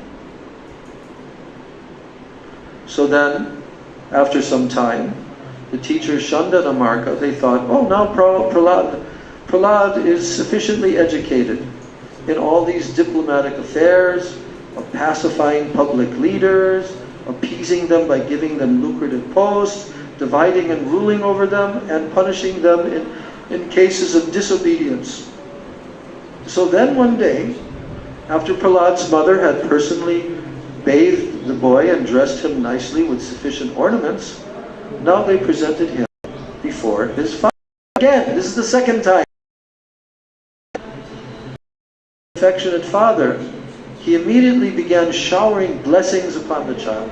He embraced him with both arms. And a father naturally feels happy to embrace his son, and Hiranyakashipu became very happy in this way. So then, Hiranyakashipu seated Prahlad Maharaj on his lap, began to smell his head, and with affectionate tears, can you imagine? Hiranyakashipu, affectionate tears gliding down from his eyes, moistening the child's smiling face, he spoke to his son as follows. And he said, "My dear Prahlad, my dear son, O long-lived one, for so much time you have heard many things from your teachers, so now please repeat to me whatever you think is the best of that knowledge." So the question was basically the same. What did Prahlad Maharaj answer? Shravanam kirtanam Vishnu, Smaranam pada sevanam, Archanam vandanam dasyam, Sakyam atmanivedanam, Iti pumsarpita Vishnu, Bhaktische navalakshana, Kriyeta bhagavadyadha, Tanmanye aditam uttamam. Tanmanye adita uttamam. What is the topmost? Learning. So then Prahlad Maharaj said, hearing and chanting about the transcendental holy name, form, qualities, paraphernalia, and pastimes of Lord Vishnu. Remembering all of these, serving the lotus feet of the Lord, offering the Lord respectful worship with 16 types of paraphernalia, offering prayers to the Lord, becoming His servant, considering the Lord one's best friend, Sakyam, and surrendering everything unto Him, Atmanivedanam, serving Him with body, mind, and words. These 9 processes are accepted as pure devotional service. Anyone who has dedicated his life to the service of Krishna through these 9 methods should be understood to be the learned person, for he has acquired complete knowledge. So there's a very, very long purport here, which is about 10 pages long, where Srila Prabhupada is very nicely explaining these 9 limbs of bhakti. Now, after hearing these words of devotional service from the mouth of his son Prahlad, Hiranyakashipu was extremely angry. His lips trembling, he spoke as follows to Shanda, the son of his guru Shukracharya. He said, "Oh, you unqualified, you most heinous son of a Brahmana, you have disobeyed my order, you have taken shelter of the party of my enemies. You have taught this poor boy about devotional service? What is this nonsense?" In the due course of time, various types of diseases are manifest in those who are sinful. Similarly, in this world, there are many deceptive friends in false garbs, but eventually, because of their false behavior, their actual enmity becomes manifest. So then, the son of Shukracharya, who is Indra, O king, whatever your son Prahlad has said, it was not taught to him by me or by anyone else. His spontaneous devotional service has naturally developed in him. Therefore, give anger and do not necessarily agree with us. It is not good to the Brahmin in this way. So then, when he received this reply from the teacher, he again addressed Prahlad. He said to him, "You rascal, you most fallen of our family, if you have not received this education from your teachers, where have you gotten it?" So now Prahlad Maharaj answered, "Matirna Krishne paratak satova mito bipadyeta griha vratana adanta gobir vishatanta mishram punak punak charvita charvanana." Prahlad Maharaj is now speaking 3 shlokas, which are the most famous amongst his. He's saying that directly to his father, Hiranyakashipu, who was asking him, "Where did you hear this?" So now the first verse, Prahlad says, "Matirna Krishne paratak sotova mito bipadyeta griha vratana." Here he uses the word again, griha vratana, which means persons who are addicted to materialistic life. Griha vrata is bodily conception of materialistic life. They're addicted to that. So he says, such persons, because of their uncontrolled senses, these persons make progress toward hellish conditions. And what happens to them? They repeatedly chew that which has already been chewed. Charvita charvanana means to chew something that's already been chewed. Right? We see that every day at the sugarcane wallahs. Right? Well, this is just one example. There's another example. Like dogs chewing on a bone, and then it's already been chewed, and then the other dogs chase after him to get the bone. They're different examples. But we see that when a person who's selling the sugarcane juice, he squeezes it with his machine, he puts it in again, he takes that pulp, he throws it aside. So if some animal comes there, saying that in the material world, this is what the so-called happiness of the material world really is. It is called puna, that means again and again, charvita, charvanana, chewing that which has already been chewed. Again and again it's been chewed.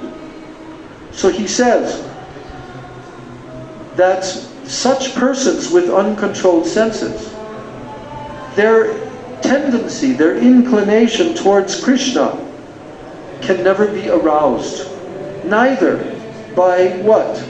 Very good instructions from others, or by even their own efforts, or even by a combination of both. It cannot be aroused. Matirna Krishne Padatak Svatova.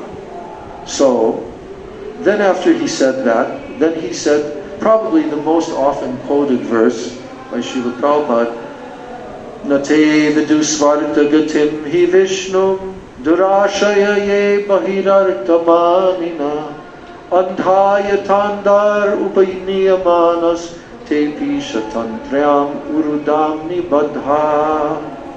So now Prahlad Maharaj says, persons who are strongly entrapped by the consciousness of enjoying material life, and who have therefore accepted as their leader or their guru a similar blind man who is attached to external sensations. The goal of life is to return home back to Godhead and to engage in the service of Lord Vishnu. And just like a blind man leads another blind man, guides him along, so what happens? They both the right path into a ditch. Really attached men, other attached men are bound by the ropes of fruitive labor, which are made of very strong cords, these ropes that they're bound by, and they continue again and again in materialistic life, suffering the threefold miseries. Now he comes to the final verse, and after hearing that verse, Hiranyakashipu completely lost it. This is the verse. Naisham matista rukramang nishkinchananam navranita yavat. Now Prahlad Maharaj told how it's possible for someone to develop this strong inclination. These materialistic persons will smear upon their bodies the dust of the lotus feet of a Vaishnava who is completely freed from material contamination. Those persons very much inclined toward materialistic life, they cannot be attached to the lotus feet of the Lord, who is glorified for his uncommon activities. Only by becoming Krishna conscious and taking shelter at the lotus feet of the Lord in this way can one be freed from material contamination. Now, after Prahlad Maharaj had spoken in this way, then he became silent, and Hiranyakashipu, blinded by anger, he threw him off his lap onto the ground, and then his reddish eyes like molten copper, Hiranyakashipu said, "Oh demons, take this boy away from me. He deserves to be killed. Kill him as soon as possible. This boy, Prahlad, is the killer of my brother." Who was the brother? Hiranyakashipu. And Hiranyakashipu was calling Prahlad the killer of his brother because he had given up his family of demons to engage in the devotional service of the enemy Lord Vishnu, just like a menial servant. Now, he said, although Prahlad is only 5 years old, even at this young age, he has given up his affectionate relationship with his father and mother. Therefore, he is certainly untrustworthy. Indeed, it is not at all believable that he will behave well towards even Vishnu himself. And then he gave an example, that although a medicinal herb, which is born in the forest, it does not belong to the same category as a man, but if it's beneficial, it is kept very carefully. And similarly, if someone outside of one's family is favorable, he should be given protection like a son. On the other hand, body may live happily. Similarly, even one's own son, if he's unfavorable, he must be rejected, although born of one's own body. Yes, and then he said, just as uncontrolled senses are the enemies of all yogis engaged in advancing in spiritual life, this Prahlad, who appears to be a friend, is actually an enemy, because I cannot control him. And therefore, this enemy, whether he's eating, whether he's sitting or sleeping, he must be killed by all means. So now the demons, the servants of Hiranyakashipu, they began striking the tender parts of Prahlad Maharaj's body with their tridents.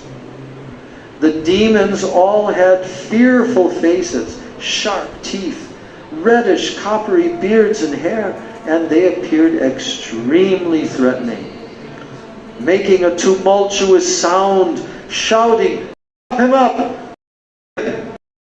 Supreme Personality of Godhead. Even though a person who has no assets in pious activities, even such a person, if he performs some good deed, it will have no result. Thus the weapons of the demons had no tangible effects upon Prahlad Maharaj, because he was a devotee, undisturbed by material conditions, and he was fully engaged in meditating upon and serving the Supreme Personality of Godhead, who is unchangeable, who cannot be realized by the material senses, and who is the soul of the entire universe.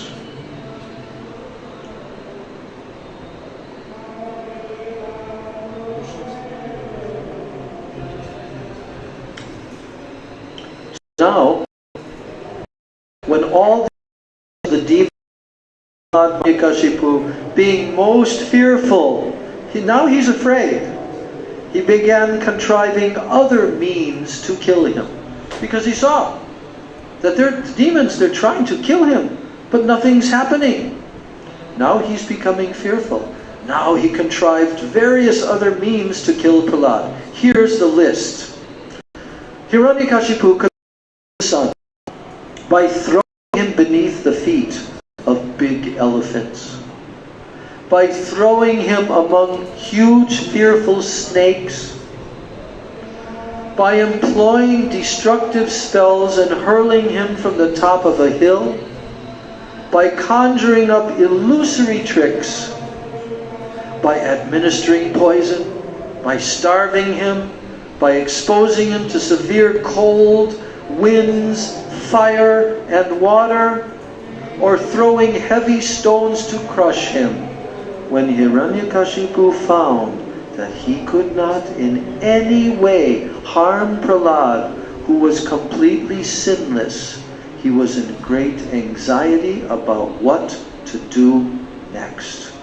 And now he began thinking. Listen to how Hiranyakashipu is thinking.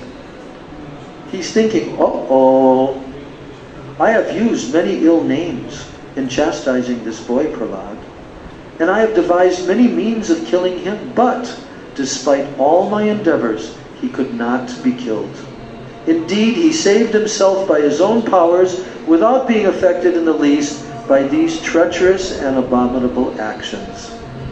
And although he is very near to me and is merely a child, he is situated in complete fearlessness.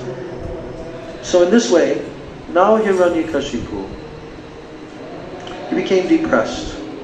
And he was thinking, now I've really made a big mistake, because this boy cannot be killed.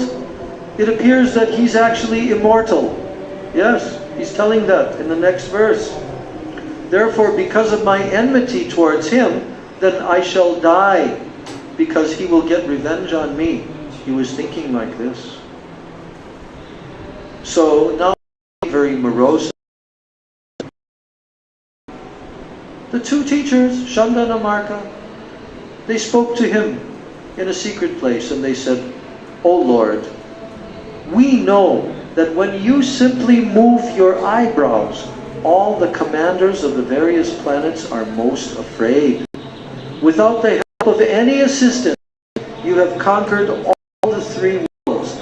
Therefore, we do not find any reason for you to be morose and full of anxiety. As for Prahlad, he is nothing but a child, and he cannot be a cause for anxiety. After all, his bad or good qualities have no value. So until the return of our spiritual master Shukracharya, arrest this child with the ropes of Varuna so that he will not flee in fear. And in any case, by the time he is somewhat grown up and he has assimilated our instruction or served our spiritual master, he will change his intelligence. Thus there need be no cause for anxiety. And so, after hearing these instructions of Shanda and Amarka, Hiranyakashipu agreed. He requested them to instruct Prahlad in that system of occupational duty which is followed by the royal household families. Now from here on, I'm going to summarize that yes, Prahlad went back to school.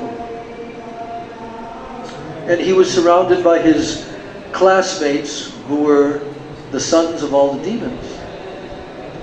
And when the teachers, Shanda and Amarka, left the classroom for some time, all of these young children, they all said to Prahlad, Prahlad, our teachers are gone, let's play games.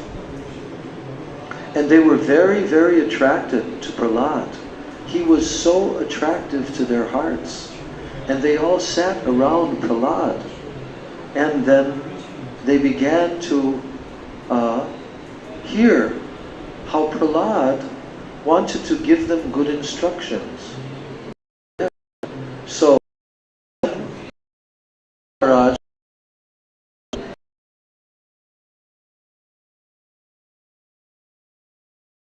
not sense gratification. That's not the purpose of human life. You can get sense gratification in any form, in any species. There is always unlimited varieties of sense gratification. But in the human form, you can do something that you cannot do in other forms of life. And that is to attain your eternal relationship with the Supreme Absolute Truth and to develop pure love for the Supreme Lord Bhagavan.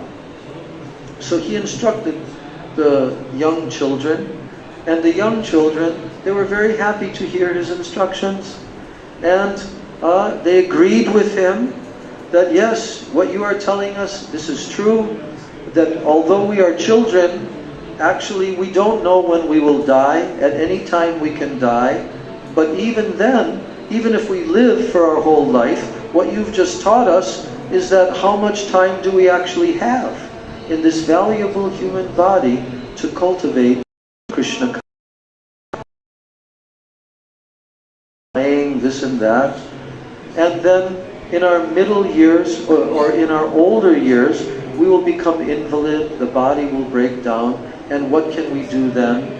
But then in the middle, for like 20 years, 30 years, we'll be completely absorbed in household life, in maintaining family, children, this, that.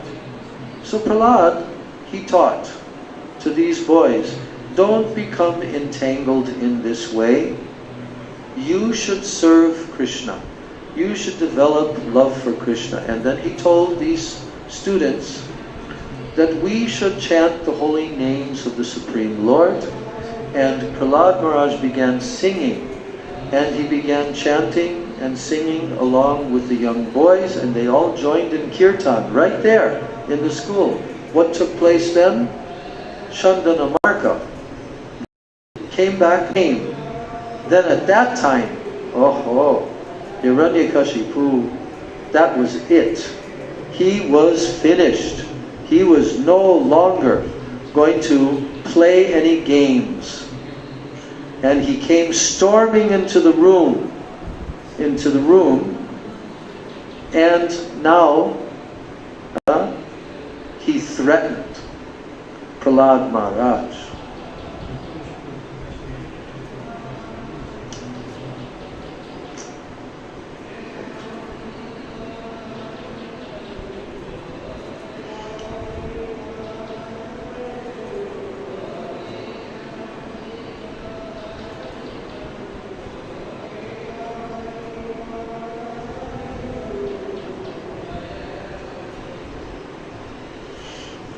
So now when Hiranyakashipu understood the entire situation, he was extremely angry. So much so, by feeling insulted, he began hissing like a snake that is trampled upon by someone's foot. His son Prahlad was peaceful, mild, and gentle, and his senses were under control, and he stood before Hiranyakashipu with folded hands. So according to Prahlad's age and his behavior, he was not to be chastised. Yet, with staring, crooked eyes, Hiranyakashipu rebuked him with the following harsh words. He said, "O most impudent, most unintelligent disruptor of the family, O lowest of mankind, you have violated my power to rule you, and therefore you are an obstinate fool, and today I shall send you of young. The planets of the three worlds tremble, along with their chief rulers. By whose power has a rascal like you become so impudent that you appear fearless and you overstep my power to rule you?" Then Prahlad Maharaj said, "My dear king, the source of my strength, of which you are asking, is also the source of yours. And indeed, the original source of all kinds of strength is only one. He is not only your strength or mine, but he is the only strength for everyone. Without him, no one can get any strength. Whether moving or not moving, superior or inferior, everyone, including Lord Brahma, is controlled by the strength of the Supreme Personality of Godhead. And that Supreme Personality of Godhead, who is the supreme controller and time factor, he is the power of the senses, he is the power of the mind, the power of the body, and the vital force of the senses. His influence is unlimited. He is the best of all living entities. He is the controller of the three modes of material nature. So by his own power, he creates this cosmic manifestation. He maintains it, and he annihilates it also. So my dear father, please give up your demoniac mentality. Do not discriminate in your heart between enemies and friends. Make your mind equipoised towards everyone. Except for the uncontrolled and the misguided mind, there is no enemy within this world. When one sees everyone on the platform of reality, then comes to the worshipping Lord perfectly. And in former times there were many fools like you who did not conquer the 6 enemies that steal away the wealth of the body. These fools were very proud, all thinking, I have conquered all enemies in all the 10 directions. But if a person is victorious over the 6 enemies and is equipped toward all living entities, is equipoised toward all living entities, so for him there are no enemies. Enemies are merely imagined by one in ignorance. So now Hiranyakashipu stopped senses. This is over-intelligent. I can therefore understand that you desire to die at my hands, for this kind of nonsensical talk is indulged in by those about to. You, Prahlad, you described a being other than me. Described a supreme who is above everything, the control of everyone, and who is all pervading. But where is he? If he is everywhere, then why is he not present before me in this pillar? So because you are speaking so much nonsense, I shall now sever your head from your body. Now let me see your most worshipable God come to protect you. I want to see it.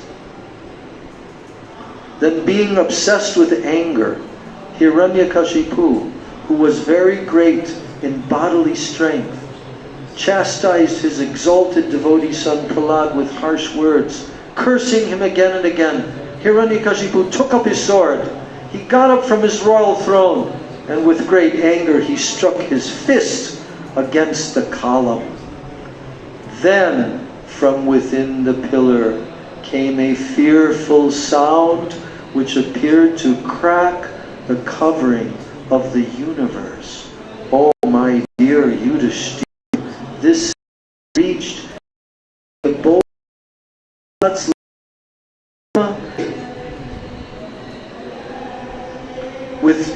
while showing his extraordinary prowess. Hiranyakashipu, who desired to kill his own son, he heard that wonderful tumultuous sound which had never before been heard. Upon hearing the sound, the leaders of prayed. Them the statement of his servant Prahlad Maharaj was substantial. In other words, to prove that the Supreme Lord is present everywhere, even within the pillar of an assembly hall, Supreme Personality Hari, nor that of a lion, and thus the Lord appeared in his wonderful form in the assembly hall. And while he either a man or a lion emerged from the pillar, in amazement, Hiranyakashipu wondered. Hiranyakashipu studied the form of the Lord, trying to decide who the form of Nrsingadev. His angry eyes, which resembled molten gold, his shining mane, which expanded the dimensions of his fearful face, his deadly teeth, his razor-sharp tongue, which moved about,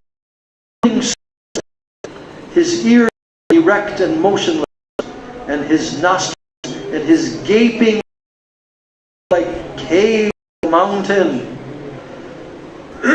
his jaws parted fearfully, and his entire body touched the sky.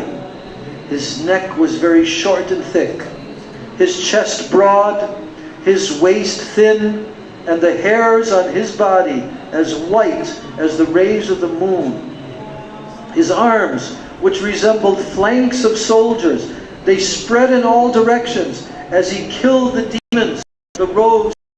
Hiranyakashipu murmured to himself, Lord Vishnu, who possesses great power, has made this to kill me. Use of such.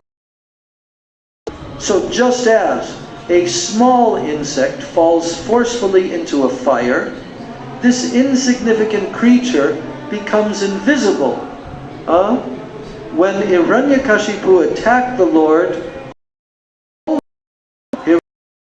goodness, and formerly during creation he entered the dark universe and he illuminated it by his spiritual effulgence. So thereafter, the great demon Hiranyakashipu, who was extremely angry, he swiftly attacked the club demon along with his club, just as Garuda might capture a great snake. Then, when Lord Nrsingadev gave Hiranyakashipu a chance to slip from his hand, just as Garuda sometimes plays with a snake, lets it slip from his mouth, so the demigods who had lost their abodes and who were hiding behind the clouds for fear of the demon, they did not consider that this incident was very good. Indeed, they were perturbed that he slipped out of the hands of Lord Nrsingadev. When Hiranyakashipu was freed from the hands of Nrsingadev, he falsely thought that the Lord was afraid of his prowess, and therefore, after taking a little rest from the fight, he took up his sword and his shield, and again he attacked the Lord with great force. Then making a loud, shrill sound of laughter, the The Supreme Personality of Godhead, Narayana, who is extremely strong and powerful, Hiranyakashipu was protecting himself with his sword and his shield, no gaps open. And with the speed of thought, Hiranyakashipu moved sometimes in the sky, sometimes on the earth, and his eyes were closed because of fear of Nrsingadev's laughter. And as a snake captures a mouse, or how Garuda captures a very venomous snake, Lord Nrsingadev captured Hiranyakashipu, who could not be pierced even by the thunderbolt of King Indra. And as Hiranyakashipu moved his limbs here and there and all around, very much afflicted at being captured, Lord Nrsingadev, demon, easily tore the demon to pieces with the nails of his hand. Jai Shri Nrsinga Bhagavan Ki! Come on, louder! Jai Nrsinga Bhagavan Ki! Nrsinga Bhagavan Ki! So, Lord Nrsingadev's mouth and mane were sprinkled with drops of blood. His fierce eyes were full of anger. They were taken from Hiranyakashipu's abdomen. He resembled a lion that has just killed an elephant. The Supreme Personality of Godhead, who had many, many arms, he first uprooted Hiranyakashipu's heart. Then he threw him aside. He turned toward the demon soldiers. These soldiers had come in thousands to fight with him, with raised weapons. They were very faithful followers of Hiranyakashipu, but Lord Nrsingadev killed all of them merely with the ends of his nails. The hair on Nrsingadev's head shook the clouds, scattered them here and there. His glaring eyes stole the effulgence of the luminaries in the sky, and his breathing agitated the seas and the oceans. Because of his roaring, all the elephants in the world began to cry in fear. Airplanes were thrown into outer space, the upper planetary system, by the hair on Nrsingadev's head. And because of the pressure of the Lord's lotus feet, the earth appeared to slip from its position. All the hills and the mountains sprang up due to his directions diminished in their natural illumination, then manifesting a full effulgence and a fearsome Lord Nrsingadev, being angry and finding to and his eyes, he sat on the king. Fear and obedience could come forward to serve the Lord directly. And Hiranyakashipu, he had been exactly like a fever of meningitis in the head of the three worlds. Thus, when the wives of the demigods in the heavenly planets, when they saw that the great demon had been killed by the personal hands of the Supreme Personality of Godhead, their faces blossomed in great joy.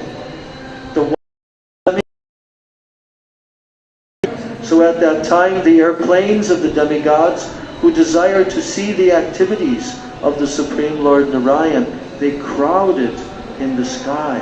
The demigods began beating drums, kettle drums, and upon hearing them, the angelic women began to dance, while the chiefs of the Gandharvas sang sweetly. My dear King Yudhishthira, the demigods then approached the Lord. They were headed by Lord Brahma, King Indra, and Lord Shiva, and they included great saintly persons, and they included the residents of Pitrilok, Siddhalok, Vidyadharalok, and the planets of the snakes. The Manus approached, and so did the chiefs of various other planets. And the angelic dancers approached, as did the Gandharvas, the Charanas, the Yakshas, the inhabitants of Kinnaraloka, the Vetalas, the inhabitants of Kimpurushaloka, the impersonal servants of Vishnu like Sunanda and Kumud. All of them came near the Lord, who glowed with intense light. They individually offered their obeisances and prayers, their hands full of their Brahma, he prayed to the Lord, unlimited, possess beautiful influence, for your actions are never polluted by the material energy. Through the material qualities, you very easily create the universe, you maintain it, and you again annihilate it. Yet you remain the same without deterioration. I therefore offer my respectful obeisances to you. So what happened was that the demigods, one by one, first Lord Brahma, then Lord Shiva, then Indra, and so forth, they all began individually offering prayers to Lord Nrsingadev from a distance. But even after all of this,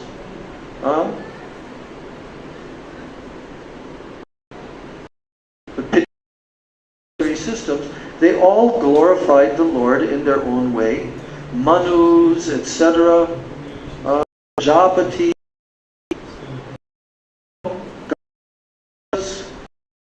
they all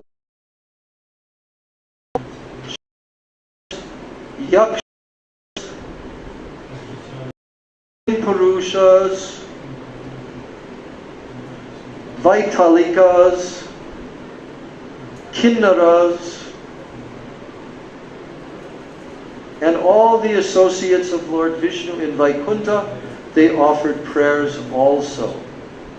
So then what took place after that is that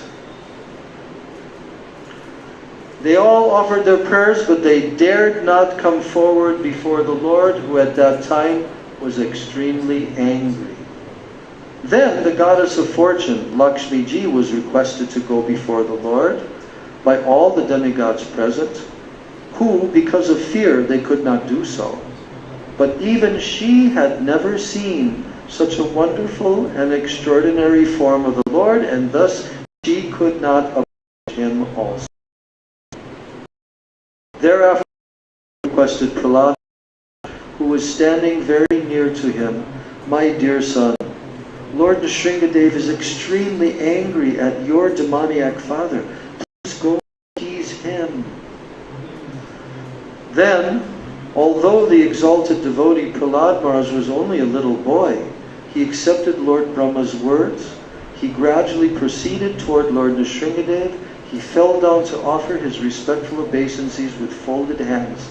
And when Lord Nrsingadev saw the small boy Prahlad Maharaj prostrated at the soles of his lotus feet, he became most ecstatic in affection toward his devotee. Then raising Prahlad, the Lord placed his lotus hand upon the boy's head, because his hand is always ready to create fearlessness in all his devotees. And by the touch of Lord Nrsingadev's hand on Prahlad Maharaj's head, Prahlad was completely freed of all material contamination and desires, as if thoroughly cleansed, transcended all this manifested to the Lord within the core of his heart.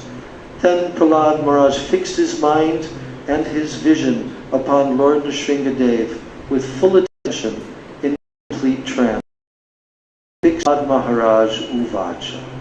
Prahlad Maharaj prayed, "How is it possible for me, who have been born in a family of asuras, to offer suitable prayers to satisfy the Supreme Personality of Godhead? Even until now, all the demigods, headed by Lord Brahma, and all the persons, they could not satisfy the Lord. Streams of words, such persons are qualified." So Prahlad Maharaj was being very, very humble, and he was considering himself to be the son of demons. Then Prahlad Maharaj said, "Now, just so that you know, this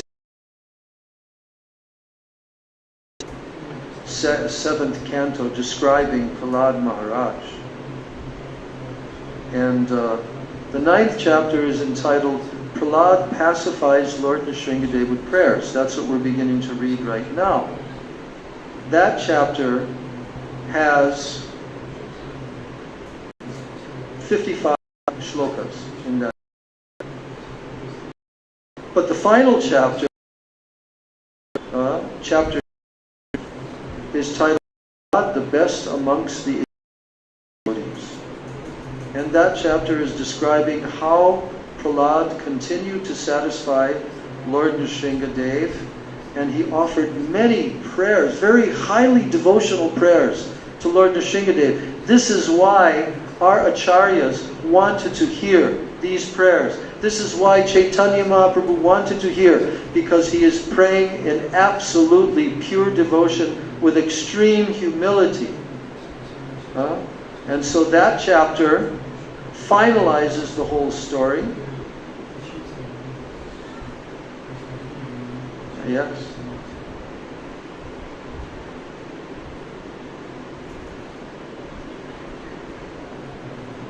Yes, so that is the final chapter.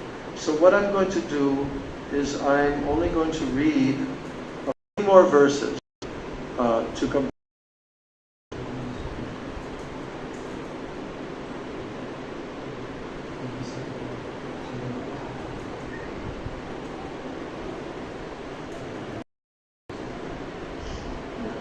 So Prahlad Maharaj continues.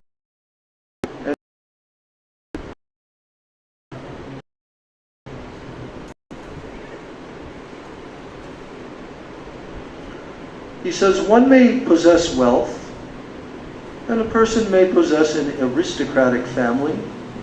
He may have beauty, austerity, education. He may have sensory expertise, luster. He may have influence, physical strength. He may have diligence, intelligence, and mystic yoga power.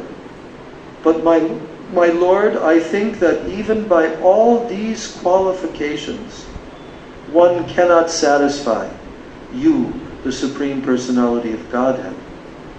However, anyone can satisfy the Lord simply by devotional service. Even Gajendra, the elephant, he did this. And thus the Lord satisfied. Then he went up. The Brahman, all the 12 Brahminical qualifications, right? Brahminical qualifications. So if a Brahmin has all these 12 qualifications, but he is not a devotee, and he is averse to the lotus feet of the Lord, then he is lower. Dog eater. Person born in the family of dog eaters. Yes, he's comparing to that. So, such a who has dedicated his whole family, whereas the so-called Brahmana, in a position of false prestige, cannot purify even himself.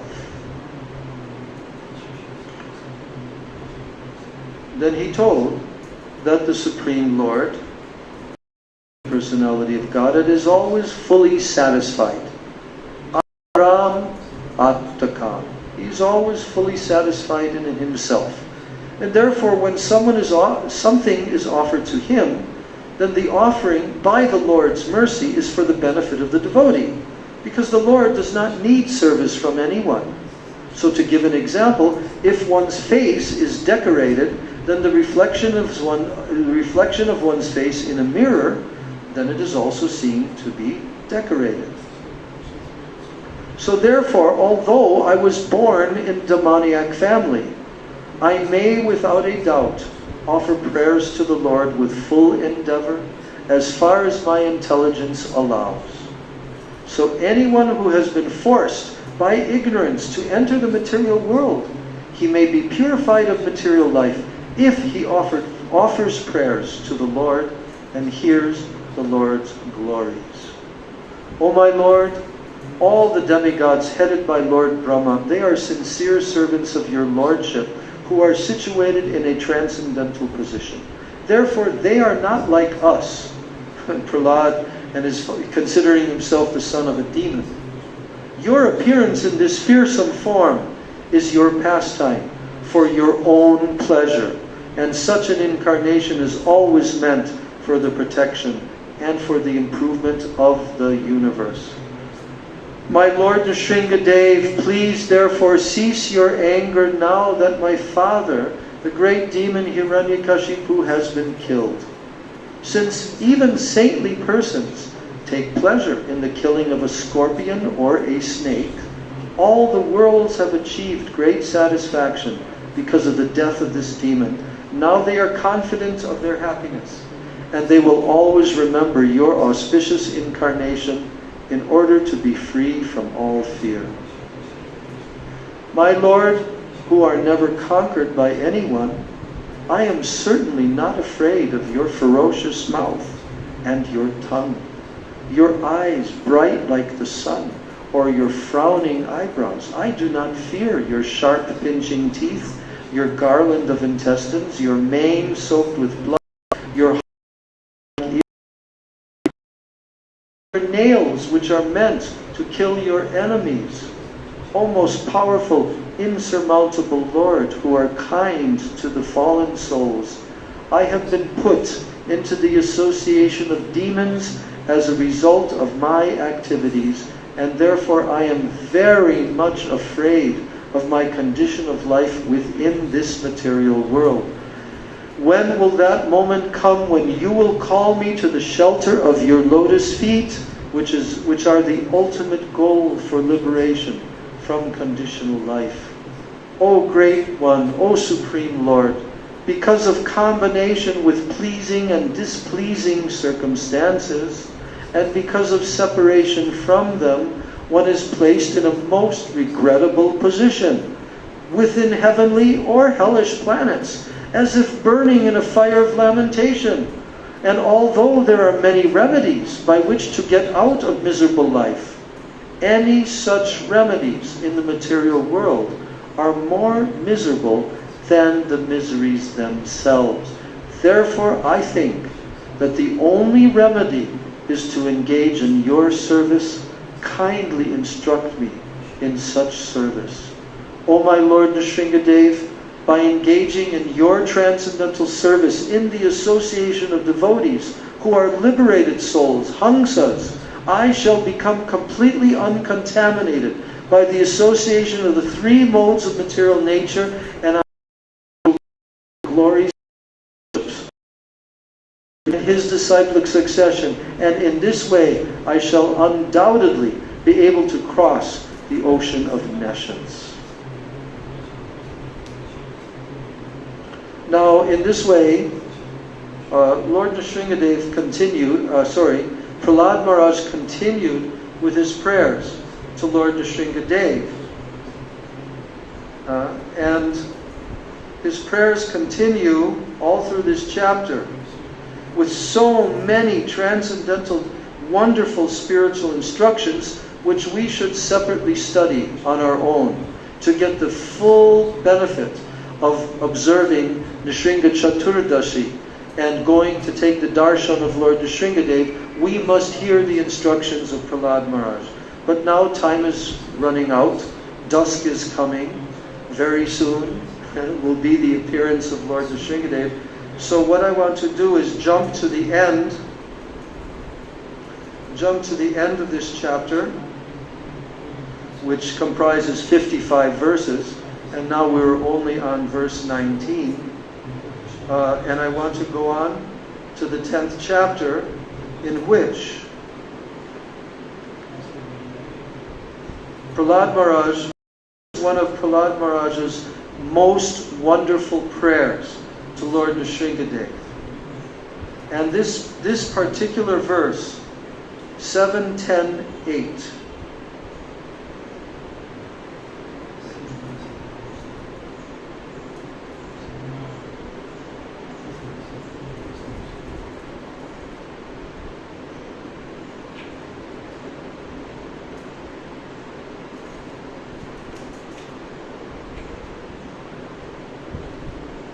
now,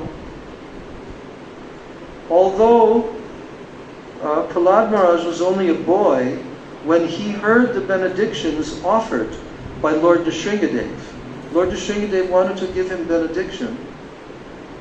then he considered them to be impediments on the path of devotional service. Prahlad Maharaj. He considered the benedictions by Lord Nrsingadev to be impediments. And thus he smiled very mildly, and he spoke as follows to Lord Nrsingadev. He said, "My dear Lord, can you turn on these tube lights? These tube lights, because now it's getting dark outside."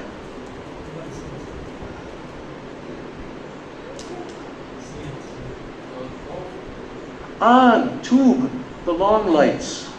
I need more light. Yes, okay, that's enough. That's enough. So Prahlad Maharaj said, "My dear Lord, O Supreme Personality of Godhead, because I was born in an atheistic family, I am naturally attached to material enjoyment. And therefore kindly do not tempt me with these illusions. I am very much afraid of material conditions, and I desire to be liberated from materialistic life. It is for this reason that I have taken shelter of your lotus feet. O my worshipable Lord, because of the seed of lusty desires, which is the root cause of material existence, is within the core of everyone's heart, you have sent me to this material world to exhibit the symptoms of a pure devotee. Otherwise, O my Lord, O Supreme Instructor of the entire world, you are so kind to your devotee that you could not induce him to do something unbeneficial for him. On the other hand, one who desires some material benefit in exchange for devotional service, he cannot be your pure devotee. Indeed, he is no better than a merchant who wants profit in exchange. A servant or a pure devotee. And similarly, a master who bestows benediction upon his servant because of a desire to maintain a prestigious position as master, he is also not a pure master. O my Lord, I am your unmotivated servant, and you are my eternal master, and there is no need of our being anything other than master and servant. You are naturally my master, and I am naturally your servant. We have no other relationship. O my Lord, best of the givers of benediction, if you at all want to bestow a desirable benediction upon me, then I pray from your Lordship that within the core of my heart there will be no material desires. O my Lord, because of lusty desires from the very beginning of one's birth, the functions of a person's senses, mind, life, body, religion, patience, intelligence, shyness, opulence, strength, memory, and truthfulness, all of these, because of what? Because of lusty desires from the very beginning of life. All these functions, they are vanquished. O my Lord, when a human being is able to give up all material desires in his mind, then he becomes eligible to possess wealth and opulence like yours. O my Lord, who is full of 6 opulences, O Supreme Person, O Supreme Soul, O Killer of all miseries, O Supreme Person in the form of a wonderful lion and man, let me offer my respectful obeisances unto you. That's how Prahlad ended his prayers. And the Supreme Personality of Godhead, Sri Bhagavan Uvacha, Lord Nrsingadev, then he said to Prahlad Maharaj, my dear Prahlad, a devotee like you never desires any kind of material opulences, either in this life or in the next life. But nonetheless, I order you to enjoy the opulences of the demons in this material world, acting as their king until the end of the duration of time occupied by Manu. It does not matter that you are in the material world. You should always, continuously hear the instructions and the messages given by me. Always be absorbed in thoughts of me, for I am the Super Soul, existing in the core of everyone's heart. Therefore, you should give up fruitive activities and worship me. My dear Prahlad, while you are in this material world, you will exhaust all the reactions of pious activity by feeling happiness, and by acting piously, you will neutralize impious activity. Isn't that interesting? By serving the Lord, the material meant to come by feeling happiness, and also the impious activities, they will be neutralized.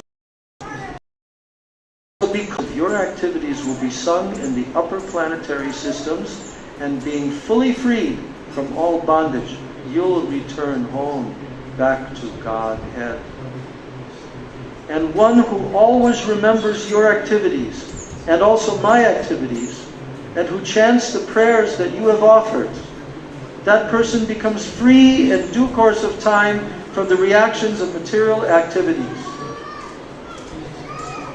Prahlad Maharaj then said to Lord Nrsingadev, O Supreme Lord, because you are so merciful to the fallen souls, I ask you for only one benediction. What is that one benediction that Prahlad asked Lord Nrsingadev for?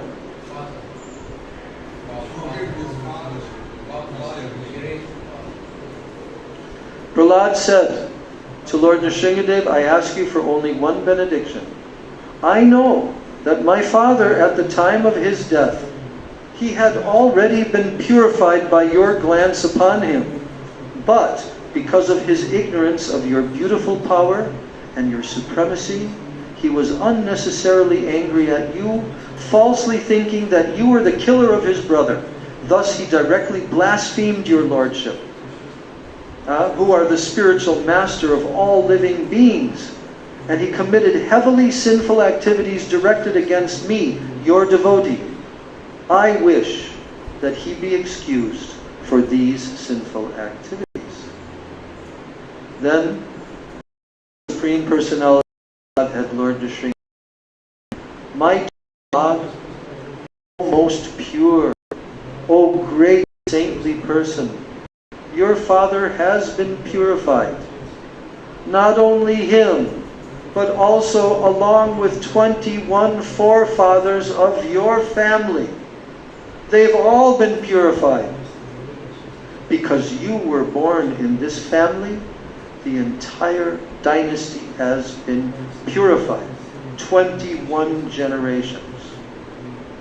So, now ending this chapter,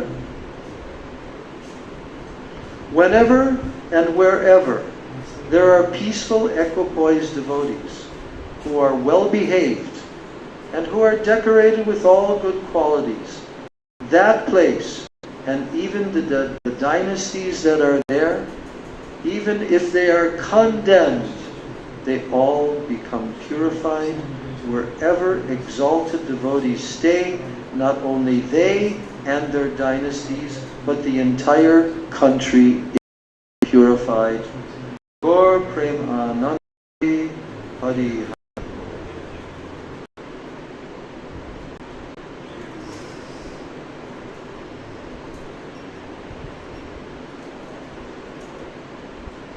So then,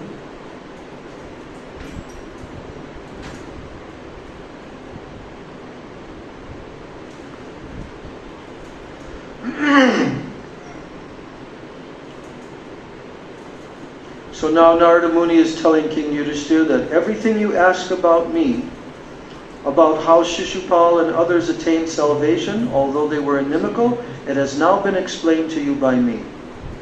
And in this narration about Krishna, the Supreme Personality of Godhead, various expansions or incarnations of the Lord have been described. And the killing of the two demons, Hiranyaksha and Hiranyakashipu, has also been described. This narration describes the characteristics of the great and exalted devotee Prahlad Maharaj. It explains his staunch devotional service, his perfect knowledge, and his perfect detachment from material contamination. It also describes the Supreme Personality of Godhead as the cause of creation, maintenance, and annihilation. Prahlad Maharaj, in his prayers, had described the transcendental qualities of the Lord. And he has also described how the various abodes of the demigods and the demons, regardless of how materially opulent, they are destroyed by the mere direction. So he says, one chants this about omnipotence of bondage without fail. Prahlad Maharaj was the best among his exalted devotees. Anyone who with great attention hears this narration concerning the activities of Maharaj, the killing of Hiranyakashipu, and the activities of the Supreme Personality of Godhead Nrsingadev, reaches the spiritual world where there is no anxiety. Then Narada Muni said to Maharaj Yudhisthira, my dear Maharaj Yudhisthira, all of you, you Pandavas, you are extremely fortunate. For the Supreme Personality of Godhead, Krishna, lives in your palace, just like a human being. Great saintly persons know this very well, and therefore they constantly visit this house.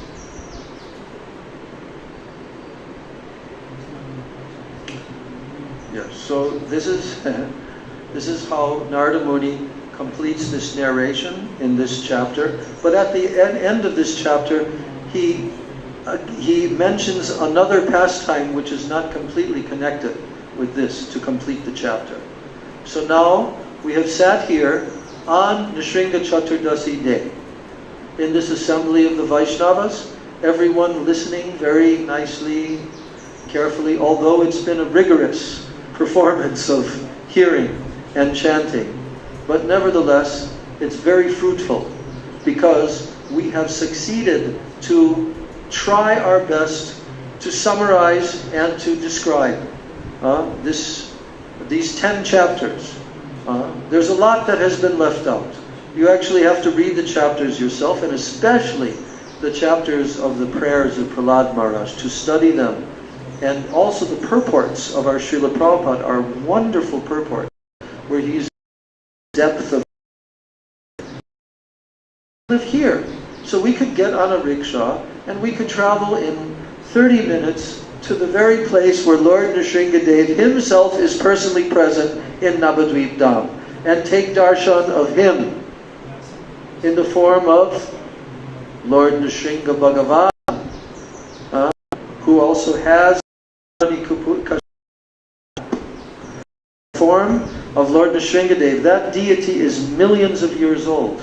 No one knows the origin of that deity. But Lord Nityananda came here 500 years ago. He came there with Jiva Goswami and the others, and he explained that after Lord Nrsingadev had killed Hiranyakashipu, and after all this recitation of prayers, everything, then Lord Nrsingadev flew to Navadvip, and he stayed right there at that place. That's why it's called Nrshingapali. And the demigods also came, and they built different mansions and different temples on various hillocks that were existing there a long time. So that even that lake that's there, that used to be a much, much bigger lake, surrounded by all these hillocks. And 500 years ago, there were a little bit more than there is now, a little bit more evidence how over centuries and yugas that Lord Nrsingadev has been worshipped in that place. So, very be in Navadvip Dham, Turdasi, even just to get a momentary glimpse of the deity of Lord Nrsingadev because of the mammoth amount of people pushing. It's practically impossible.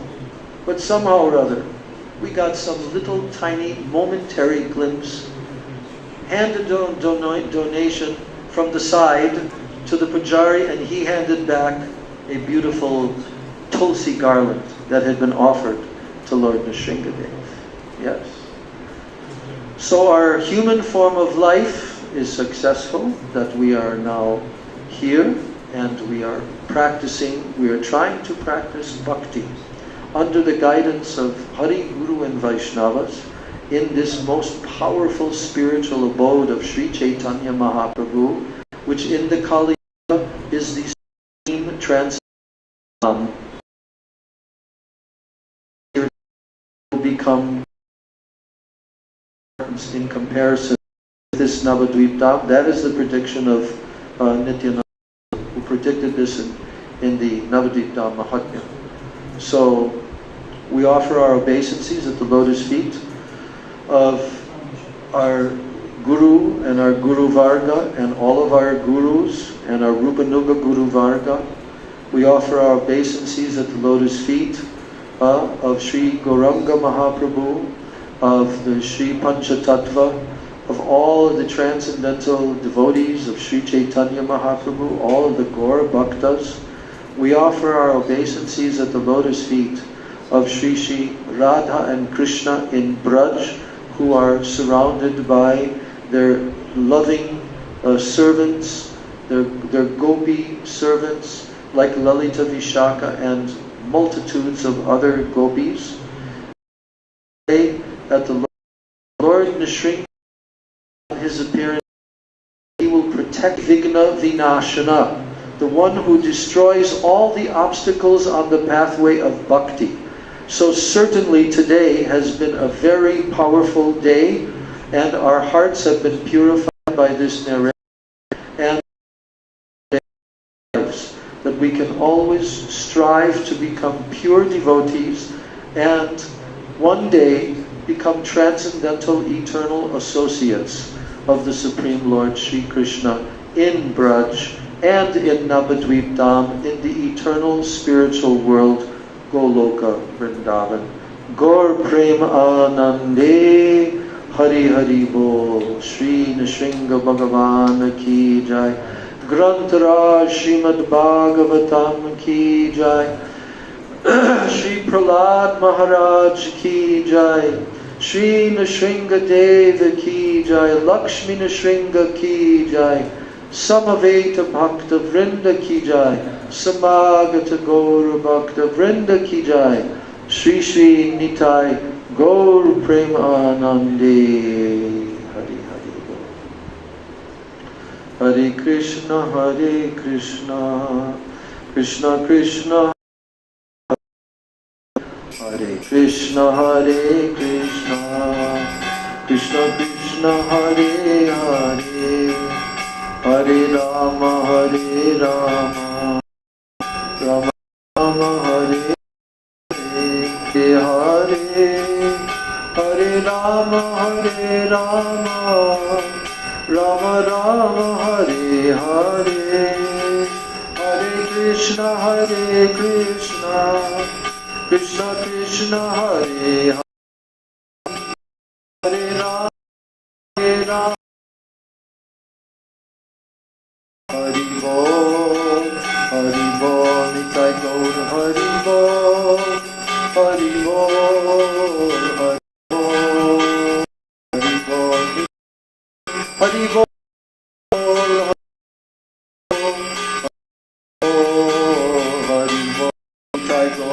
Hari Bol, Hari Bol, Hari Bol, Hari Bol. Jai Shri Nrsinga Bhagavan Ki Jai. Bhakta Pravara Shri Prahlad Maharaj Ki Jai. Nitai Gaur Premanande. Hari Hari Bol. Vrindai Tulsi Devai Priyai Keshavasya Cha. Krishna Bhakti Brade Devi Satya Vachai Namo Namah.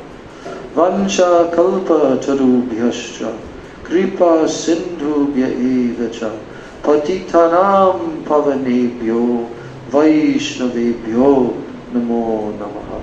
All glory to the assembled devotees. Hare Krishna. Jai. So I think in the temple room, what are they doing right now? Are they having an abhishek or something like? No? Ah, I think. They had a yajna. Right. Okay. So I think they're just continuing their narration until the actual dusk. It's just before that. So, but now we can go and pay obeisances, or we can, yeah, I think it's good to pay obeisances. Lord, it's happening. And then after we can, Krishna Prasad, which will have been prepared upstairs, and also in the temple kitchens. So we will break our fast on the Shringa Chaturdasi, but we were very successful to observe this fast as best we could. Lord Premanand.